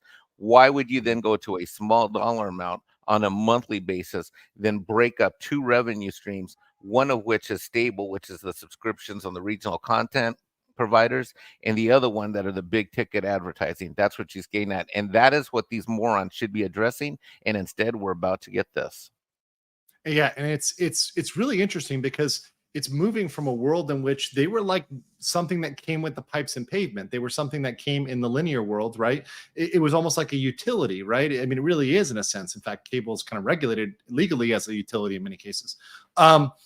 Where you just paid for cable, right? Oh, I just pay for TV and pay for cable, and then I made a bunch of money off that. Now you become an elective service. And what a lot of these people are figuring out, what a lot of services are finding out, is their channel, their one specific niche, wasn't as valuable by itself as it was as part of the package. And the amount that was guaranteed as part of the package was much more. They're going into a speculative realm. It's almost like somebody who leaves a corporate office to become a streamer, but they haven't even started a YouTube channel. They have no idea if it's going to be popular or not. By the way, that happens all the time. I have friends that I know that they're like, I'm going to do YouTube or Twitch or, whatever, Rumble. And they go, they leave, they start a channel, and it absolutely does not make money. By the way, I tell them not to do it. I say, you need to make sure the concept is proven and you're out there. You need to have consistent results. You need to be able to do it, right? It's a lifestyle. You need to make sure you don't burn out. I wouldn't recommend doing it unless you've been doing it for a year. And even then, I wouldn't recommend doing it. I don't just make money from YouTube because I don't think it's smart. No, and right? you're also a businessman. You've made multiple channels and you do this right. And one of the reasons why I believe you're successful, not to distract from this Disney call, but you also live a life. You go out, you hang out, you party. You know, it's kind of like Yes. you and I were talking on previous live streams. We have lives outside of this crap. Big life. Yeah. In fact, many times that's why I can't stream, because I'm like, yeah, I gotta do stuff. And like, you know, one of the awkward things is, you know, if it's a evening, right, that's the time when most people want to hang out. So, you know, I can't always stream them, but actually I love streaming. And most of you guys in my audience, particularly for these topics, are awake in the morning. So I've been doing morning streams now because you guys wanted them, you guys demanded them, and you guys show up for them. So that's why I do these morning streams, because you guys are here. 800 of you, actually 900 of you are here right now, and over 1,000 earlier. So we're here for it. Irate Specialist says, do you think Gene and Elon would settle with Disney? No, not till much later. Not till they really got him dead to rights. They're not going to do it. I don't think they're going to do it. I mean, frankly, it would be so much better from a PR standpoint to take it as far as they can take it, get as much discovery as they can do, because they pissed off Elon. So at this point, getting that discovery is what they're paying for. Elon is paying for discovery. He's doing it exactly what Disney was doing with their lawsuits against Florida. He's doing the exact same thing against Disney. It's their own medicine. And I'm here for it. I'm here for every second of it. All it's got to do is survive the motion to dismiss, and we are perfect. Imagine them dropping court documents on X, right? He's really, I mean, because there'll be things that aren't confidential they can release, right? That aren't going to be able to be held back, or trade secrets or whatever else. We're going to get a lot of this information out there for us to consume. It's going to be great. The coverage is going to be great. It's going to be fantastic. So I'm ready. I'm ready for those KK emails. That's all I'm saying. That's all I'm saying. Okay. You asked a lot of questions on a lot of different subjects. I'll take the first one on parks, timing, and location. You know, we're already hard at work at basically determining where we're going to place our new investments and what they will be. You can pretty much conclude that they'll be all over, meaning every single one of our locations will be the beneficiary of increased investment and thus increased capacity. That's bullshit. That's bullshit. What they're going to do is they're going to put most of the substance into China, and they're going to continue to do reskins and cosmetic minor elements in the United States, in California, and in Florida, right? Stuff like the Tiana's slave plantation, you know, that sort of reskin. That's going to be the type of thing they're doing. You know, country bears, right? That's the sort of thing they're going to be doing. Not anything that's substantial, not anything that's even close to Epic Universe. And certainly this whole blue sky thing with Beyond Thunder Mountain, the blue sky plan, it's just a plan. It's nothing they've committed to. And they cannot do it in Central Florida, right? It's just not possible. Including on the high seas, where we're currently building 3 more ships. By the way, those cruise ships is something that they didn't mention here, but I caught from their other documents because I've covered Disney so closely. I know this. Those cruise ships are mostly out of Asia. So those are mostly out of Singapore and in Asian routes. So those aren't all going to the U.S. either. So when they say equal distribution, that's not true about the cruise lines either. And in a business that is obviously extremely positive to us, we may look expansively, at least in the next decade, in that direction. I'm not going to really give you much more of a sense of timing, except that, you know, we're hard at work at getting these things, you know, basically conceived and built. And we can't, because that would be actionable in a lawsuit. So if he was putting timing down, this is what people could sue over. So if he's saying we are going to do X, then you have an expectation of X, and there might be some pushback on that. So obviously he's not going to give a time there. Got a menu of things that will basically start opening in 25, and there'll be a cadence every year of additional investment and increased capacity. I'll let you take care of the page sharing, Hugh. Yeah. On the sports service and the pricing, I think the way you have to look at it is the sports service is going to be substantially less expensive to consumers than the big bundle that they'd have to buy to get those same channels on. So all that says, Mike, to me, all he just said there is this. We're going to the casino and gambling. Right. And we're going to charge less for ESPN as a standalone service than an entire cable bundle. So last time I checked, cable bundles, like at the cheap, I mean, it's been a while since I paid for a cable bundle in America, but $50 to $100, maybe even up to $200 for the more expensive bundles. I mean, what are we talking until I didn't kill my cable package until October of last year. And that was only after I realized after 2 years of being in South Carolina that I travel so much, it's just not worth having, even with guests staying at my house. And I was paying $165 fully loaded everything. $165, all the bells and whistles. I mean, everything. I had everything, every movie channel, every sports option. I mean, it's $165 locked and loaded, with everything. Okay, $165. So it'll be less than $165. Isn't that reassuring? Yeah. I'm sorry, $145. The internet package bundle was normally $50, but it's a $50 discount. So let's just call it $150. Let's call it $150 because we'll call it $150. We'll call it $150. We'll call it $150. Yeah, so they're not going to charge $150. That literally commits them to nothing. Like, absolutely not. They could charge $50 for it. And right. And let me tell you what I subscribe to instead, because all of this stuff is just mental masturbation financially. I have the YouTube TV with the NFL package, right? So I'm paying, I don't know, whatever the hell that is, which is less than my cable bill, but I still get all the channels, and I got the NFL Sunday ticket option with it. So, this is all mental masturbation. I think Bob is an absolute moron and an idiot. And I think I don't want to get into we should finish the Q&A because I'll save my summary comments, but this sports strategy, and you're hitting the nail on the head, Andrew. Honest to God, you really are. Yeah. This sports strategy is as stupid as their Disney Plus strategy. This is Disney Plus moron strategy 2.0. Except they're playing with sports, which is an even bigger problem because it's one thing to screw around with entertainment. Sports is where the real money's at. And now they're about to bastardize and destroy their own company by trying to think that the Disney Plus model is going to work for sports when it didn't even work the first time around. These freaking idiots. By the way, meanwhile, other people are running circles around you. And I watch a shitload of sports. Unlike most of these YouTube people, I actually watch a shitload of sports, right? So I can tell you right now, people that are YouTube, what the type of person that watches sports is going to watch. Yeah, YouTube TV and Amazon are kicking Bob's ass, and he doesn't even realize it. He's as late to the party now as he was late to the Netflix streaming war party 3 years ago. He's a moron. And like with everything else, Mike, and I said this about the Epic merger, even Taylor Swift, whatever they touch, they will fuck up. Like Disney makes it so that whatever they touch, Marvel, Star Wars, Pixar, sports, right? ESPN, whatever they touch, they end up messing up. So I have faith in him in anything he's acquiring, anything he's working, collaborating, that there's going to be a mistake there. Real quick though, Midnight Eye says, Mexican Iron Man, what's your stand about the Taco Bell Chihuahua? As Latino, I think I love him. I live him because he's smarter than Lassie and speaks better English than Scooby. What do you think about the Chihuahua? Hold on, I have an answer for you. Hold on one second.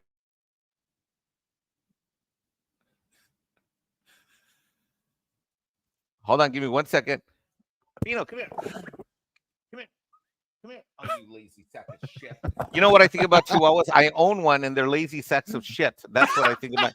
I got 2,000 people on Shoot the Live's channels, and they're asking if I like Chihuahuas, and I'm trying to prove it. Freaking guy. I'm trying to show my street cred as a Mexican, and my own Chihuahua won't even. No, the Chihuahuas are being very Mexican. The Chihuahuas are being very Mexican. By not doing what they're told? Good point. Good point.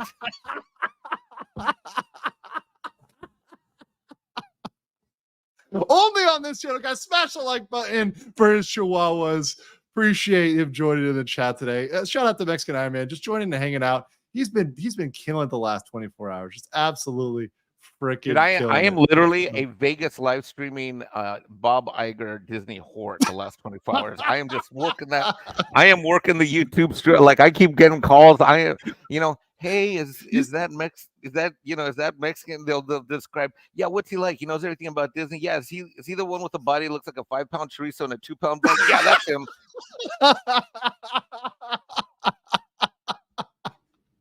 Oh God, let's get through this. Cable and satellite.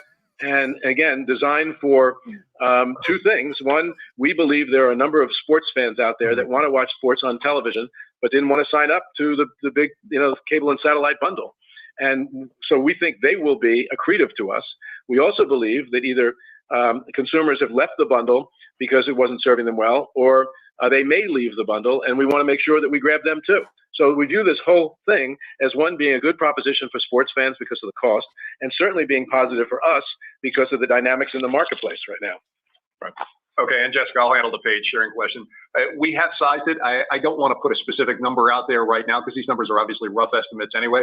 Suffice to say that the opportunity that we see on a percentage basis probably isn't all that dramatically different from what our competitor has found in terms of their subscriber base. In terms of getting at it, there's a couple of actions that we've taken in order to do that. Number one, we have made some changes to the user language that we have in the US, Canada, and certain markets so that we'll actually have the opportunity to act on the paid sharing opportunity. Number two, the accounts that we think are doing unpaid sharing right now will get communication this summer, and we'll give them opportunities to allow their borrowers to start new subscriptions. And then later this year, we'll actually. So they're gonna yell at the account members. Okay. Once again, I don't think this is like looking for pennies in the couch of trying to crack down on the password sharing. They're not gonna find the dollars they need to get what they need done, right? They're not gonna get enough money for the chicken nuggets, from this. Oh wait, hold on. There we go. How does Mexican Iron Man feel about Chihuahuas? Obviously, he thinks they're a horrible stereotype. He thinks they're a horrible stereotype, and that one should never, ever, ever associate them with That's Bambino, half Chorky, half Chihuahua. He's a Chorky, they call him. Chorky. Okay. Chihuahua. That's like the Tex-Mex of Chihuahuas. Sorry, Iron Taco, but solo esculinos greater than Chihuahuas. Wait, am I pronouncing that right? I have no idea what that is. Esculinos. Esquincias. I don't know what that means. Yeah, I don't know. I don't know what the fuck that is. Anyways, let's just continue here with this ridiculousness. So you also have account holders who want to allow further individuals to access their account from outside the household. They'll be able to access the account, but they'll be able to do so for an additional fee. So we've got a number of tactical actions to take in order to take advantage of what we think is a pretty good sized opportunity in front of us. And it's one of the things that gives us confidence in our subscriber growth numbers. Thank you. Operator, next question, please. Thank you. And our next question comes from they dodged her questions, by the way, because she asked too many. Stephen Cahill with Wells Fargo. Please go ahead. Thank you. So Bob, you mentioned a lot of content in your remarks. It seems like the operations are really starting to hum again, but I think the lifeblood of the company is always going to be the studio output. It drives so much culture. I think that's an area you've said that you've been spending a lot of time on. Do you feel like the content is also now turning the corner like you've seen in the operations? And if so, when do you think we might see some of the results of that renewed focus on the studio output? And then Hugh, I think the inevitable question. That by the way, that question there, I don't know if it was Pro or somebody said, oh, that's a softball. I don't think it's as softball as it means. Actually, that came out as kind of a little bit catty, like saying like it pretty much implies that in the past they've been sucking, right? Their studio output is sucked when it's because turning the corner means you were down a dark alley where you were getting, mugged and stabbed and losing your wallet, right? And now you've turned the corner to something good. Right. I mean, it's like a wrong turn in LA. So it implies that it wasn't looking good. So that to me wasn't as rosy or as much of a softball as it might, I think, have looked to be. With the buyback announcement is what you expect you might end up ultimately paying for Hulu. Just wondering if you have any sense on the timing of that outcome or situation. And related to that, I think the exceed $7.5 billion in savings was a bit new. Curious just where you found those extra buckets of cost savings. Thank you. Stephen, I feel great about where we are with the studio. Let's not lose sight of the fact. Once again, keyword is feel. Yes, your feelings don't matter, Bob, because the facts don't align with your feelings. In the last year, the studio had some real success. Not to suggest that we didn't have some films that were not successful that we were really disappointed in, but we also had some great. So okay, he acknowledges there, which I'll give Bob like a quarter point, right? He actually did acknowledge that there were some unsuccessful or quote unquote disappointing films, right? But let's see what he calls out here as successful. Success to the Guardian sequel and Avatar at the end of Guardians and Avatar. I'll give Guardians. Okay, fine, whatever. Guardians. It's part of the Marvel, link up. It's also the last one really of that trilogy. Kind of winds it down, and then Avatar, which is not even his thing. It's not a Disney creative thing. It's really outside. It's a collaboration. It's not your thing. Calendar 22, but part of fiscal 23.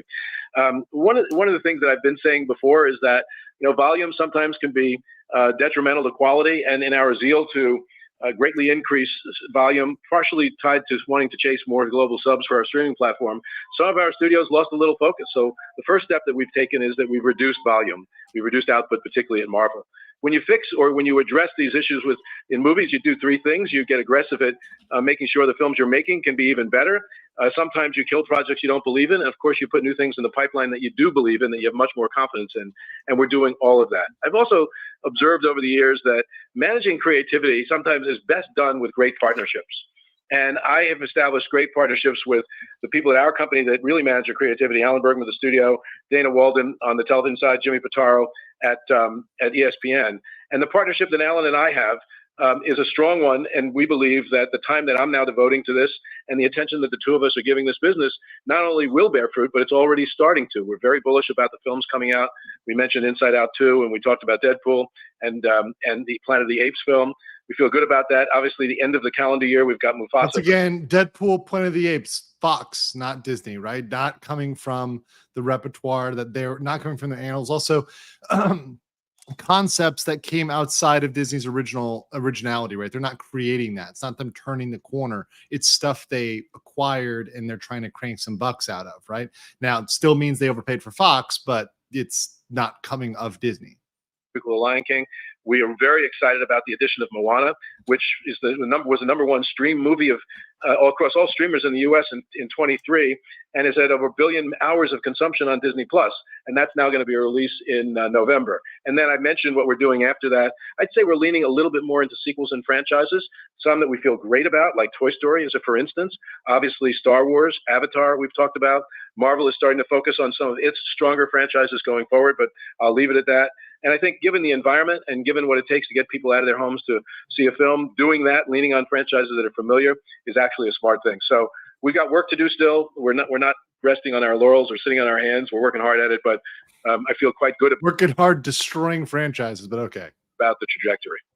Right. And Steve, from my perspective, regarding Hulu, timing on that, we've got a pretty clearly defined process. That process is going to take a little bit of time based on the work that needs to go into value. We've got a defined process, but we will not tell you a date. Those two statements don't line up. Doing the business, I would expect before we get to the end of the year that we should have this figured out and closed. Regarding cost savings, it's pretty well spread out across the board. One of the things you tend to find is when a company goes on a cost effort, once you start to build momentum on that, people tend to find additional opportunities, and that's what gives us the confidence around the numbers to at least meet, if not exceed them. So no one specific area. It's content side as well as the SG&A side, and I think we just have momentum on managing our expenses more tightly, which is great news, I think, for investors. Thank you. Operator, next question, please. What a bunch of crap answer. Nothing. Oh, hi, good afternoon.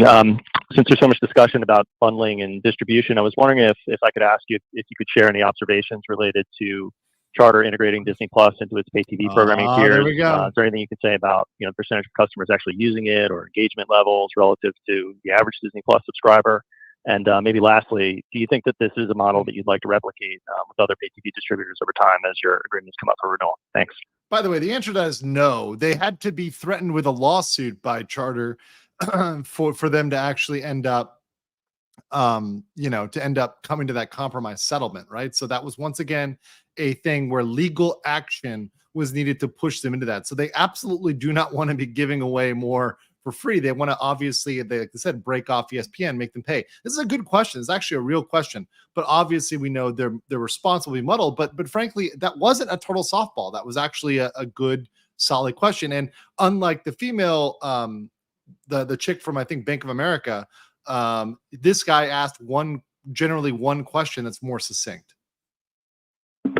Thanks, Brian. It's really early. They didn't start introducing this to their subscribers really until January, and they didn't roll it all out right away. And so we're seeing some stats on this that are somewhat encouraging, but I want to be careful that, that because it's early, we're not sure whether those trends will continue or not. I do think that this kind of arrangement is one that we'll likely see with other multi-channel distributors. It seemed like it was a win. Because they'll have to, because if they don't, they'll be sued, right? That's what is what you're not hearing here is they're gonna just preemptively do it because the Charter set a precedent. Now they know that, okay, well, everybody else is going to file for suit and get a settlement. So let's just skip the legal costs and let's just give them Disney Plus for free for a certain period of time or whatever if they're on the program. Win for both of us. Important to us, obviously, because it gives us access to more of their customers, and important to them in terms of bundling this service with their multi-channel customers. So I think it's, again, I think you'll see more in this direction, but too early yet. We may have more to say about this next quarter when we know a lot more. Thank you. Operator, we have time for one more question. Thank you. And our final question today comes from Michael Morris with Guggenheim. Please go ahead. Thank you. Good afternoon. One follow-up on the sports JV first, and that's how did you get comfortable that the availability of the service won't drive accelerated cord cutting and become an economic drag on your business and the business more broadly? And how do you expect this to impact your renewal discussions with your distribution partners? That's my first. And then my second, Bob, you've seen several iterations of the video game strategy during your tenure. Can you talk a little bit more about why this investment in Epic Games is the right move for you here, and what a product might look like and when that may come to market? Thank you. Sure. Let me take the second part of the question first. Yes, you're right. We've tried our hand at video games in a number of different directions, and actually the one that ended up being the and what they're not saying there is they've failed, right? We talked about Disney Infinity, we talked about other projects they've done, we talked about canning the Lucasfilms games element, right? So there's a lot of stuff that has failed on the Disney side with games there. And also, real quick, Hell Pike says, I'm 100% sure Disney will ruin Fortnite. That sucks. I actually like Fortnite. Yeah, and look, I'm not trying to trash Fortnite here. I'm not the type of person who comes in and is like, these people partnered with Disney and therefore they suck. Obviously, there's a lot of people that like Fortnite, right? Like, it's still popular, still gets good numbers on Steam. You can look that up, right? Still puts up numbers. It's been there, right? The question is what they're doing going to be worth the ROI? And also, does it go beyond what they were already doing? Because I think Mephisto pointed this out earlier, but they already had agreements to provide skins in Fortnite. So like Star Wars or Marvel characters were already available to get like skins and, things like that in Fortnite. And they can do those agreements and those sort of one-off sort of arrangements without investing $1.5 billion. And mind you, this is a stake that is not going to be as large as the largest investor, which is Tencent, a Chinese company, which has very questionable rules regarding data protection. They're going to be about a tenth of that. Right, so not 40%. This is Bob spending money and being stupid. There's nothing going to look. They're already. What are you telling me? It's like what you said an hour ago, dude. It's like, are they gonna, they're gonna buy Mickey ears through a fucking Fortnite game? Get the hell out of here with this bullshit. And Bob doesn't understand what he's doing. All he sees is, oh look, Fortnite is a popular game with 1,000 people logged on. I got to get me some of that. Kids love it. Let's go buy a bag. Kids love it. Let's go get kids into our platform so we can teach them how to go gambling on our ESPN platform with Fox. This company, I have never seen a bigger moron ever. They're going to pay $1.5 billion to pay for something they're already there. It is the dumbest thing ever. It's literally like, I'll use one of your analogies. It's like a sugar daddy. You already got this girl at $1,500 a week, right? You're already getting some action for $1,500 a week. And now, even though you're getting the same amount of action, now you're going to go buy her a Lexus and you're going to move her into a new condo apartment instead of the piece of junk place that she's sharing a bedroom with her, Lolita and Poopsie. Okay. Now, not that Mexican Iron Man has had any experience in these things, but I'm trying to educate your viewers, Andrew. Just trying to. Yes, we are an educational channel. This is an educational channel, financial and legal education, business education, corporate education. Smash a like button because you will never have anybody educate you using it in a sugar daddy analogy anywhere else. Certainly not on Disney. Legal ain't doing this shit. I'll tell you that right now. Guys, but Andrew, am I right or am I not right? Am I right or am I not right? 100% right. You're 100% right. And not only from a financial legal standpoint, this deal is basically Bob's already on its platform. Yes. They're already selling characters. Yes. They're like what sister says, you're already getting skins, and now you're getting more money for something you're already getting. Right, you're not getting an extra service, but the thing is, you're the young dumb guy who doesn't know any better because Bob is not a video game guy. He doesn't know that market. He doesn't know anything about games. He's not in the gaming industry. His board knows nothing about games. I mean, shit, they don't know anything about films or motion pictures either, right? But aside from that, they definitely don't know about games and what makes successful games. It's just Bob being Bob, and I don't know if it was him, in some Chinese bathhouse with his, CCP homeboys, where they're like, "Hey, you got to go invest in this company because our allies at Tencent have a significant stake in this. So come ally with them, so you can make Tencent some money." Right? I don't know what's going on there in the the Shanghai male massage rooms, but that's neither here nor there. Let's see how Bob responds to this one. Most successful for us was the license. And in fact, we've licensed, I think, $9 billion franchises, including the Spider-Man franchise, which is the most successful video game last year. After I came back, I sat down with Josh D'Amaro, who runs our experiences business, and his executive who actually manages games, Sean Chaptaw. And one of the things they showed me, actually the first thing they showed me, were demographic trends. And when I saw Gen Z and Gen Alpha and even millennials, and I saw the amount of time they were spending in terms of their total media screen time on video games, it was stunning to me. This is the stupidest thing I have heard in a long time. Okay, so this is exactly what I was saying a second ago. This is idiotic. This is idiotic. Is exactly what I just said like 90 seconds ago. I don't even remember this answer because I was probably at this point when I heard this live the first time I wanted to shoot myself. But I wanted to yell when I heard this. I heard this and I was like, what are you even saying? I mean, speechless. This is like he looked at screen time. Okay, yeah, they're watching millennials, Gen Z, and they're using their phones and their screens. Yeah, that doesn't mean they're looking at stuff that they don't care about. That doesn't mean they're necessarily looking at what you have to offer. Just because this is about as dumb. This is from Disney's standpoint. This is about as dumb as saying, I realize that people sleep 6 to 8 hours a day, and I thought we should get into the Disney blanket business. We should sell more comforters.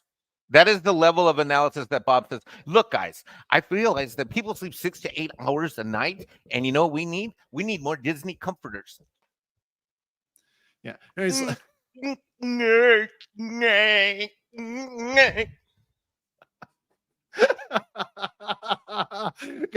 the like button over there, guys. We are at right now 830 likes, but I know we can get to 885. Let's get to 900. 15 more likes. Let's get to 900 over there. Just use your Mexican Iron Man claw to just smash the like button. Just like Bob Iger is smashing the returns like a very, very challenged T-Rex. Just go ahead and smash that. Please, guys, where are you going to get this analysis anywhere else and this entertainment? You're going to get it nowhere. Hold on, let me poke my head up. Yes, we hit 900. Thank you so much, guys. Actually, we're almost there. We're almost there. 895. All right. Keep smashing. Keep smashing. Never stop. All right. Let's continue. What they spend on TV and movies. And the conclusion I reached was we have to be there, and we have to be there as soon as we possibly can in a very compelling way. We knew through our relationship with Fortnite that there was already success when some of our characters and franchises were expressed or showed up in Fortnite.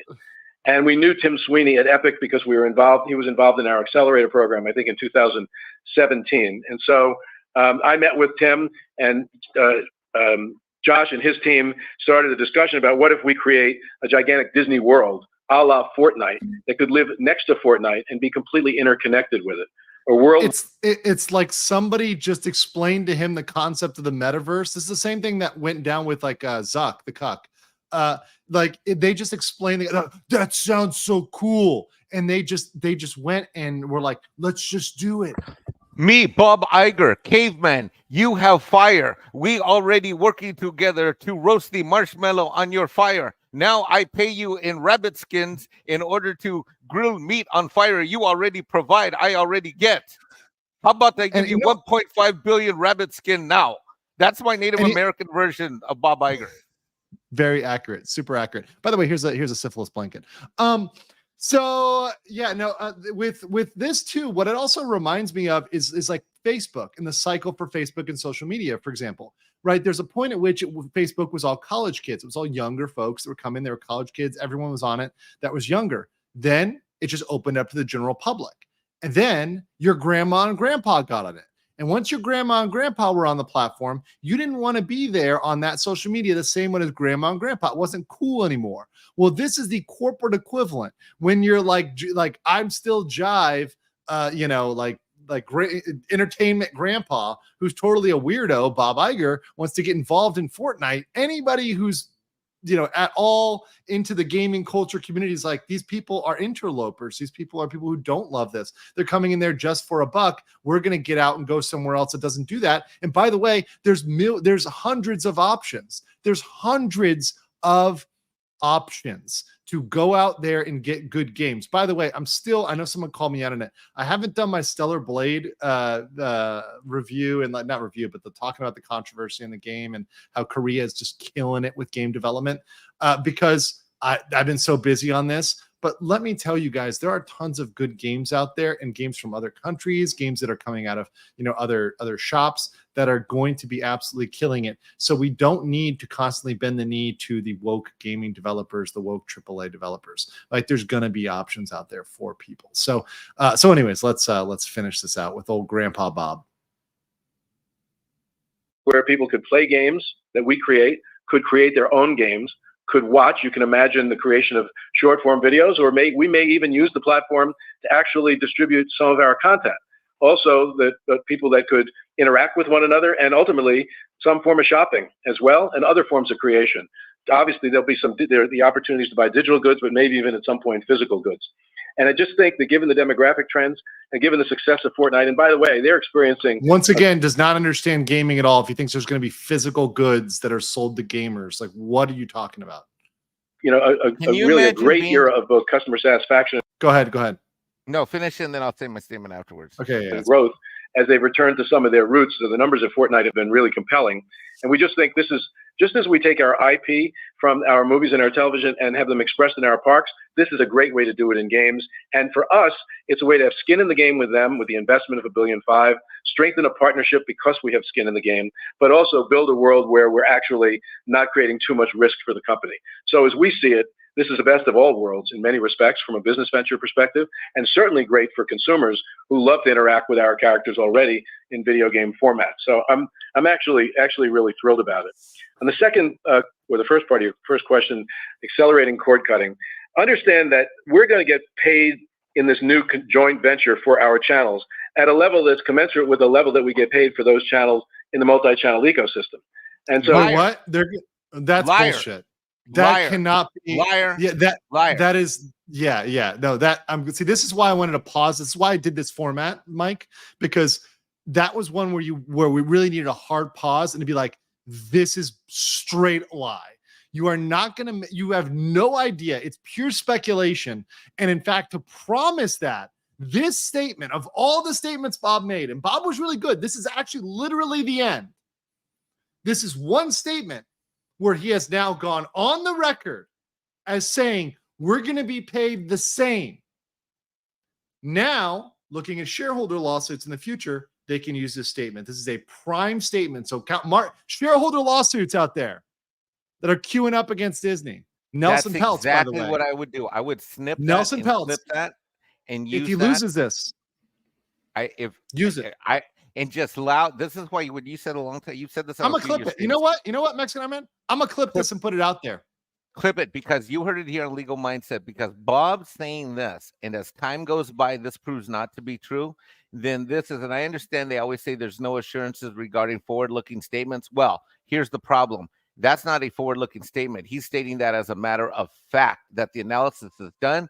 And as the executive officer of our company that I own stock in, he's essentially saying this is the way it is. And that is a bold-faced lie. And I'll just say my other comment I held earlier, which is that, can you imagine being on the other side of the table of Bob on the Fortnite guys negotiating this deal, sitting there like, okay, this is here, Andrew's gonna be the legal counsel, and I'm gonna be the Fortnite guy. Bro, this dipshit's gonna give us 1.5 billion just to add like his shit to our in-game merch store. Dude, 1 billion.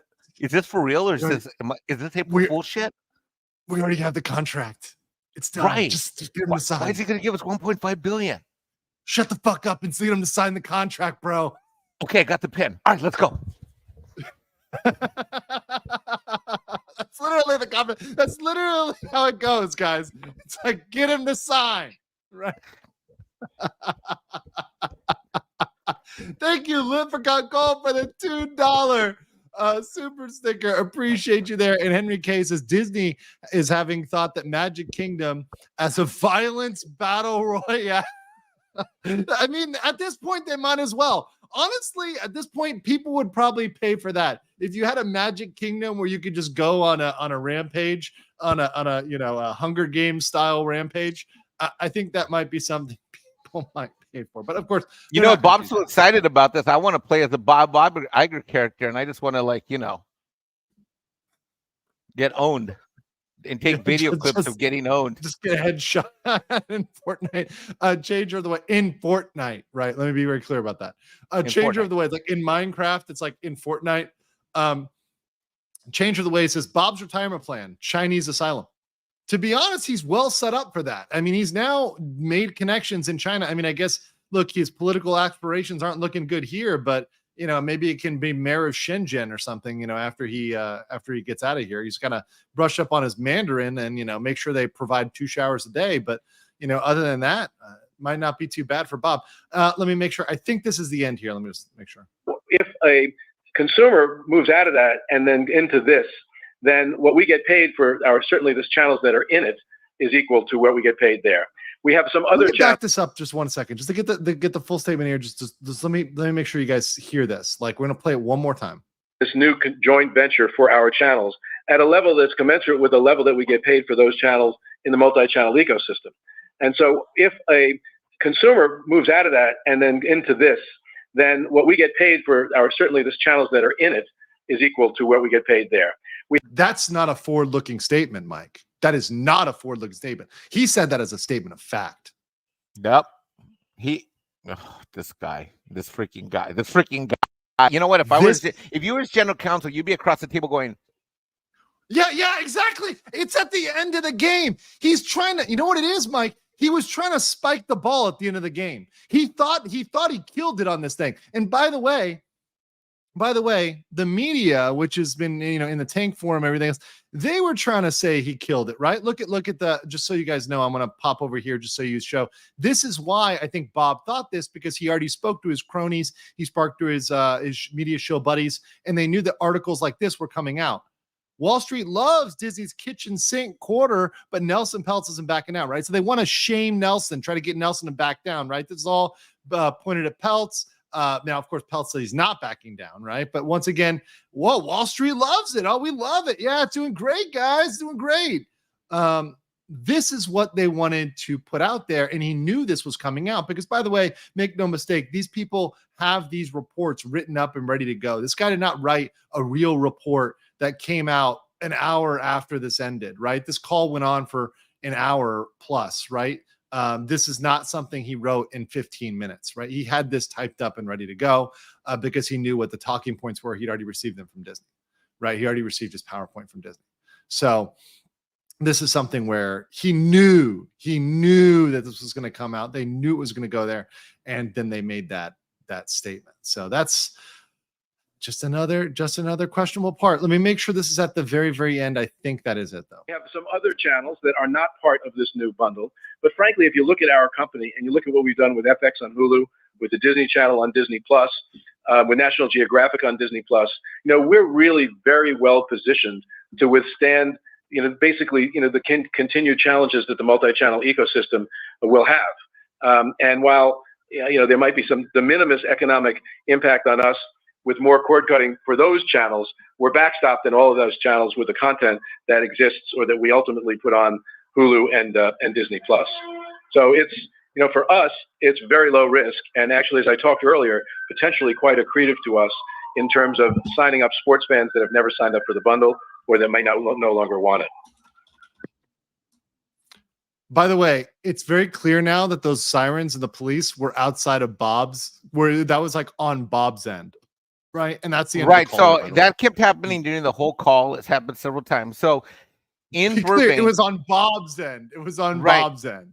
In Burbank, like where his office is located, you shouldn't hear any sirens unless he's in a different building or something. But the thing is like, is Bob like broadcasting like live via 5G from one of the homeless encampments underneath the 405 by Interstate 10? Where is Bob? Why is Bob near sirens? Is he at, I don't know, is he visiting like a Democrat primary and he's like near a homeless shelter? Why is Bob, what is happening here? he's helping out his constituents. He's recruiting some Swifties. So what do you think? So we're done now. We ended up wrapped there. What was some of the analysis you were holding back for kind of the final? All right, so we need to talk about the stock buyback, because that's, to me, that's 8% of. Okay, go ahead. You first. Did you like do you think it's accurate to make the metaphor of like, it's like kind of like QE in a way for like on a national level, like just like you know, Jerome Powell might turn on the money printer, like stock buybacks are in a way like it might be a short-term boon, but perhaps a long-term blight? Yes, this is the way I read it. I didn't hear you say that earlier in the part of the live stream. I may have been out with the dog, but I agree with your assessment analysis. This is to me why he did this. And if you go back to that tape, he made a kind of a big emphasis about it. Here's what I think is happening. The stock buyback, it's all about supply and demand. It's market supply and demand. He wants to pick up some of the stock, right? And essentially what he's trying to do is send a message, in my opinion. I could be wrong. I defer to other people that do this shit more often, like Don Bacca, that actually buy this crap. You know, me, I'm a buy and hold Disney guy. I inherited the stock and I've held it, and then my dumbass rebought it at 172 to 178. Anyway, what I think that happened is he's telling the institutional people, please hold and wait.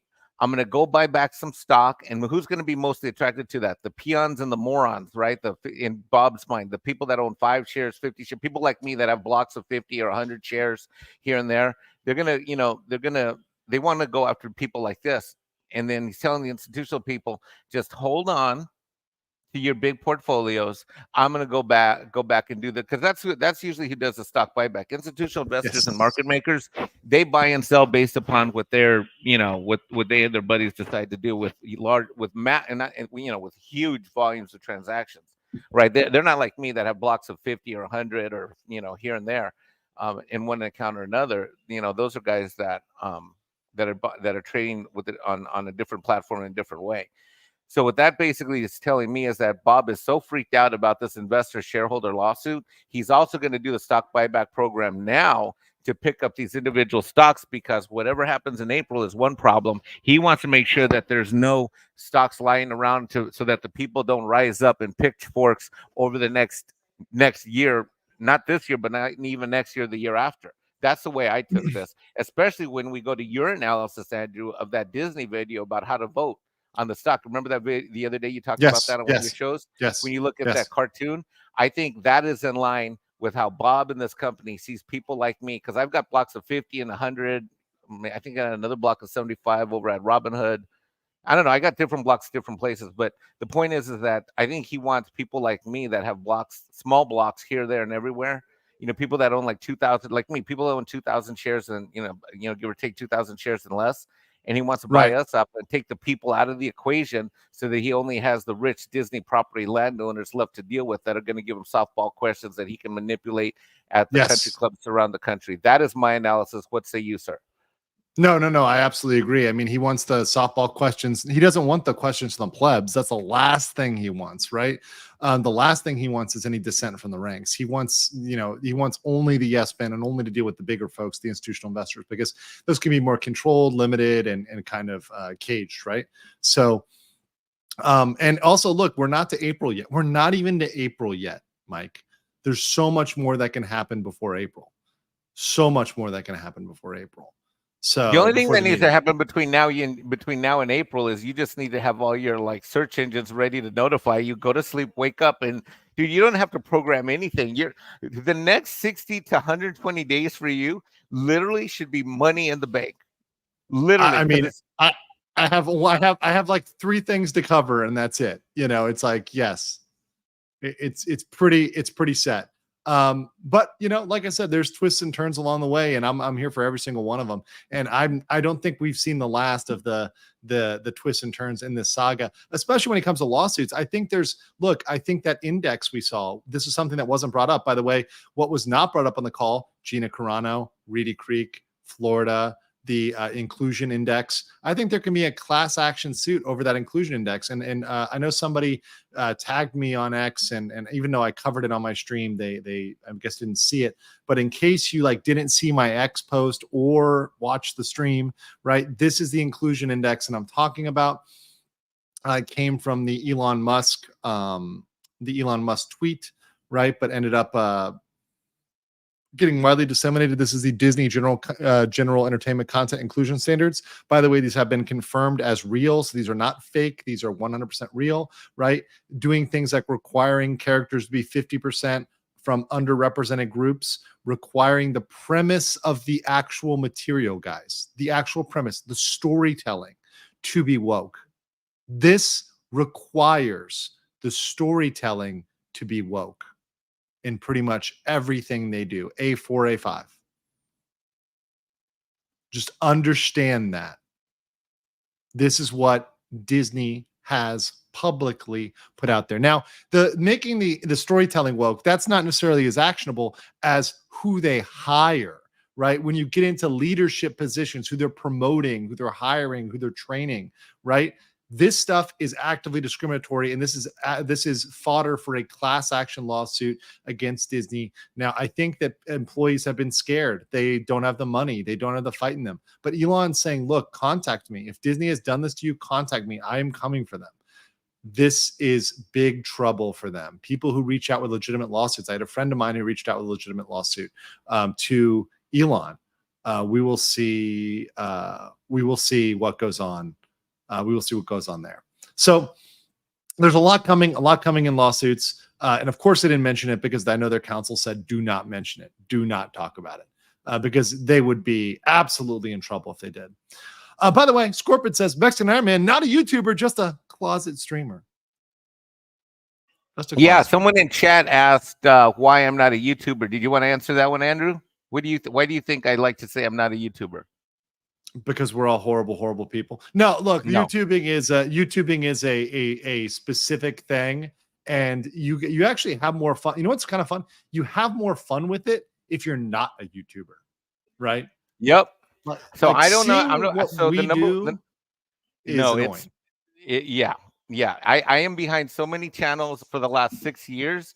I know so much about everything. The last thing I want to do. I mean, look, let's do with the practicing money. There's no way I would ever make as much money on YouTube as I make in my real life. It's just not happening, and it would take too much. And by the way, Mike, that's actually true for most people. You know, and what's actually really sad is all these kids today. They're actually, you know, what the number one job that's for young people, Gen Z, marks down right now for their job, what they want, their ideal job. You told me this. I saw it on one of your shows. You said it was social media. What do you call it? Content creator. Yeah. Influencer I learned, content creator. I didn't know that till you told me that on your show. Mike, on your it's not even close. It's not even close. The statistics are not even close. Everybody wants to do it, but only certain people are going to be profitable at it and sustain it. And even me, as a person who is a YouTuber, yes, I make a good amount of money. It is not the primary thing that I make. In fact, I'm more happy when I make non-YouTube revenue, right? Because then I can just make videos that are completely for fun. And I don't have to worry about YouTube like a business, which is why you're financially successful on YouTube. Most YouTubers don't treat it like a business. They treat it as an ego trip. It's kind of like what you always say, sub counts is a vanity figure.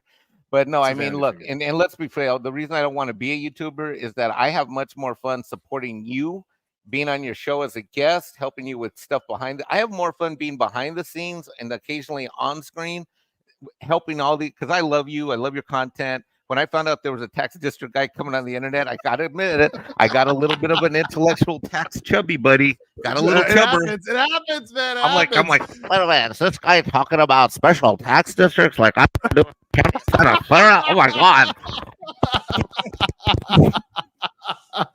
I understand. I never want to be. I would never want to compete with any of you because I love being a fan more than I'll ever want to be a YouTuber. Yeah. And the crazy drama and the having to stake your claim and be the number one and be the fucking best Pokemon trainer out there. It's weird. All the YouTubing stuff gets weird, guys. But that said, it's great to have you here. It's great to have you on the team. Butterbiscuit says, Night for 90s, where's Bob? Get it trending. Hashtag, where is Bob? Where is Bob? Bob, where are you? Why are the police coming for you, Bob?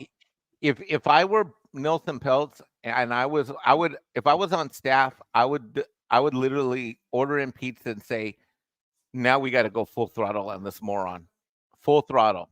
I would zoom in. I would bring an Elon in on a Zoom call, and I would go on the attack because in this case, the Emperor Bob Iger has now proven that he has no clue. Not only does he have no clothes on, he has no clue whether he's riding a horse, donkey, or an imaginary unicorn. That is what I learned about Bob on this call. Yes, that's absolutely factual.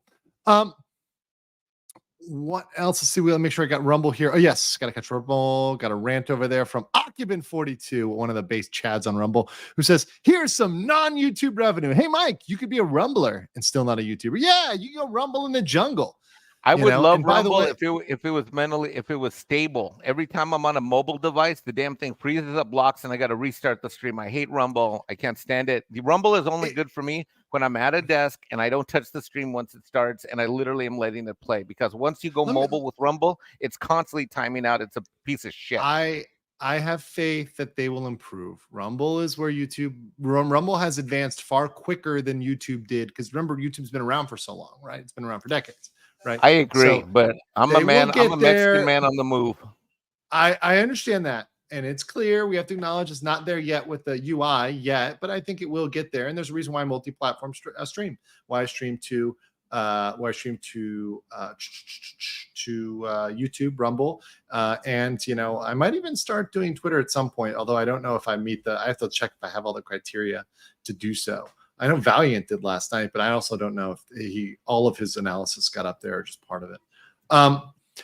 But anyways, that being said, guys, make sure you like the video. Make sure you subscribe to the channel. We're doing great. We finally broke past the 105K mark. Make sure you hang out and say hola to our hombre, Mexican Iron Man, on all the channels that he's on, whether it's Midnight's Edge, which is WW Pro, Valiant Renegade, all the other channels he's on. Say what's up to him. And guys, I will be back tomorrow, mañana. I will be back on this channel. And Sunday, I may be doing it probably doing the same time, actually, probably the same time. So yes, so we'll have a Saturday, Sunday, Monday stream, same time. So see you guys next time. Take care. Catch you later. Peace.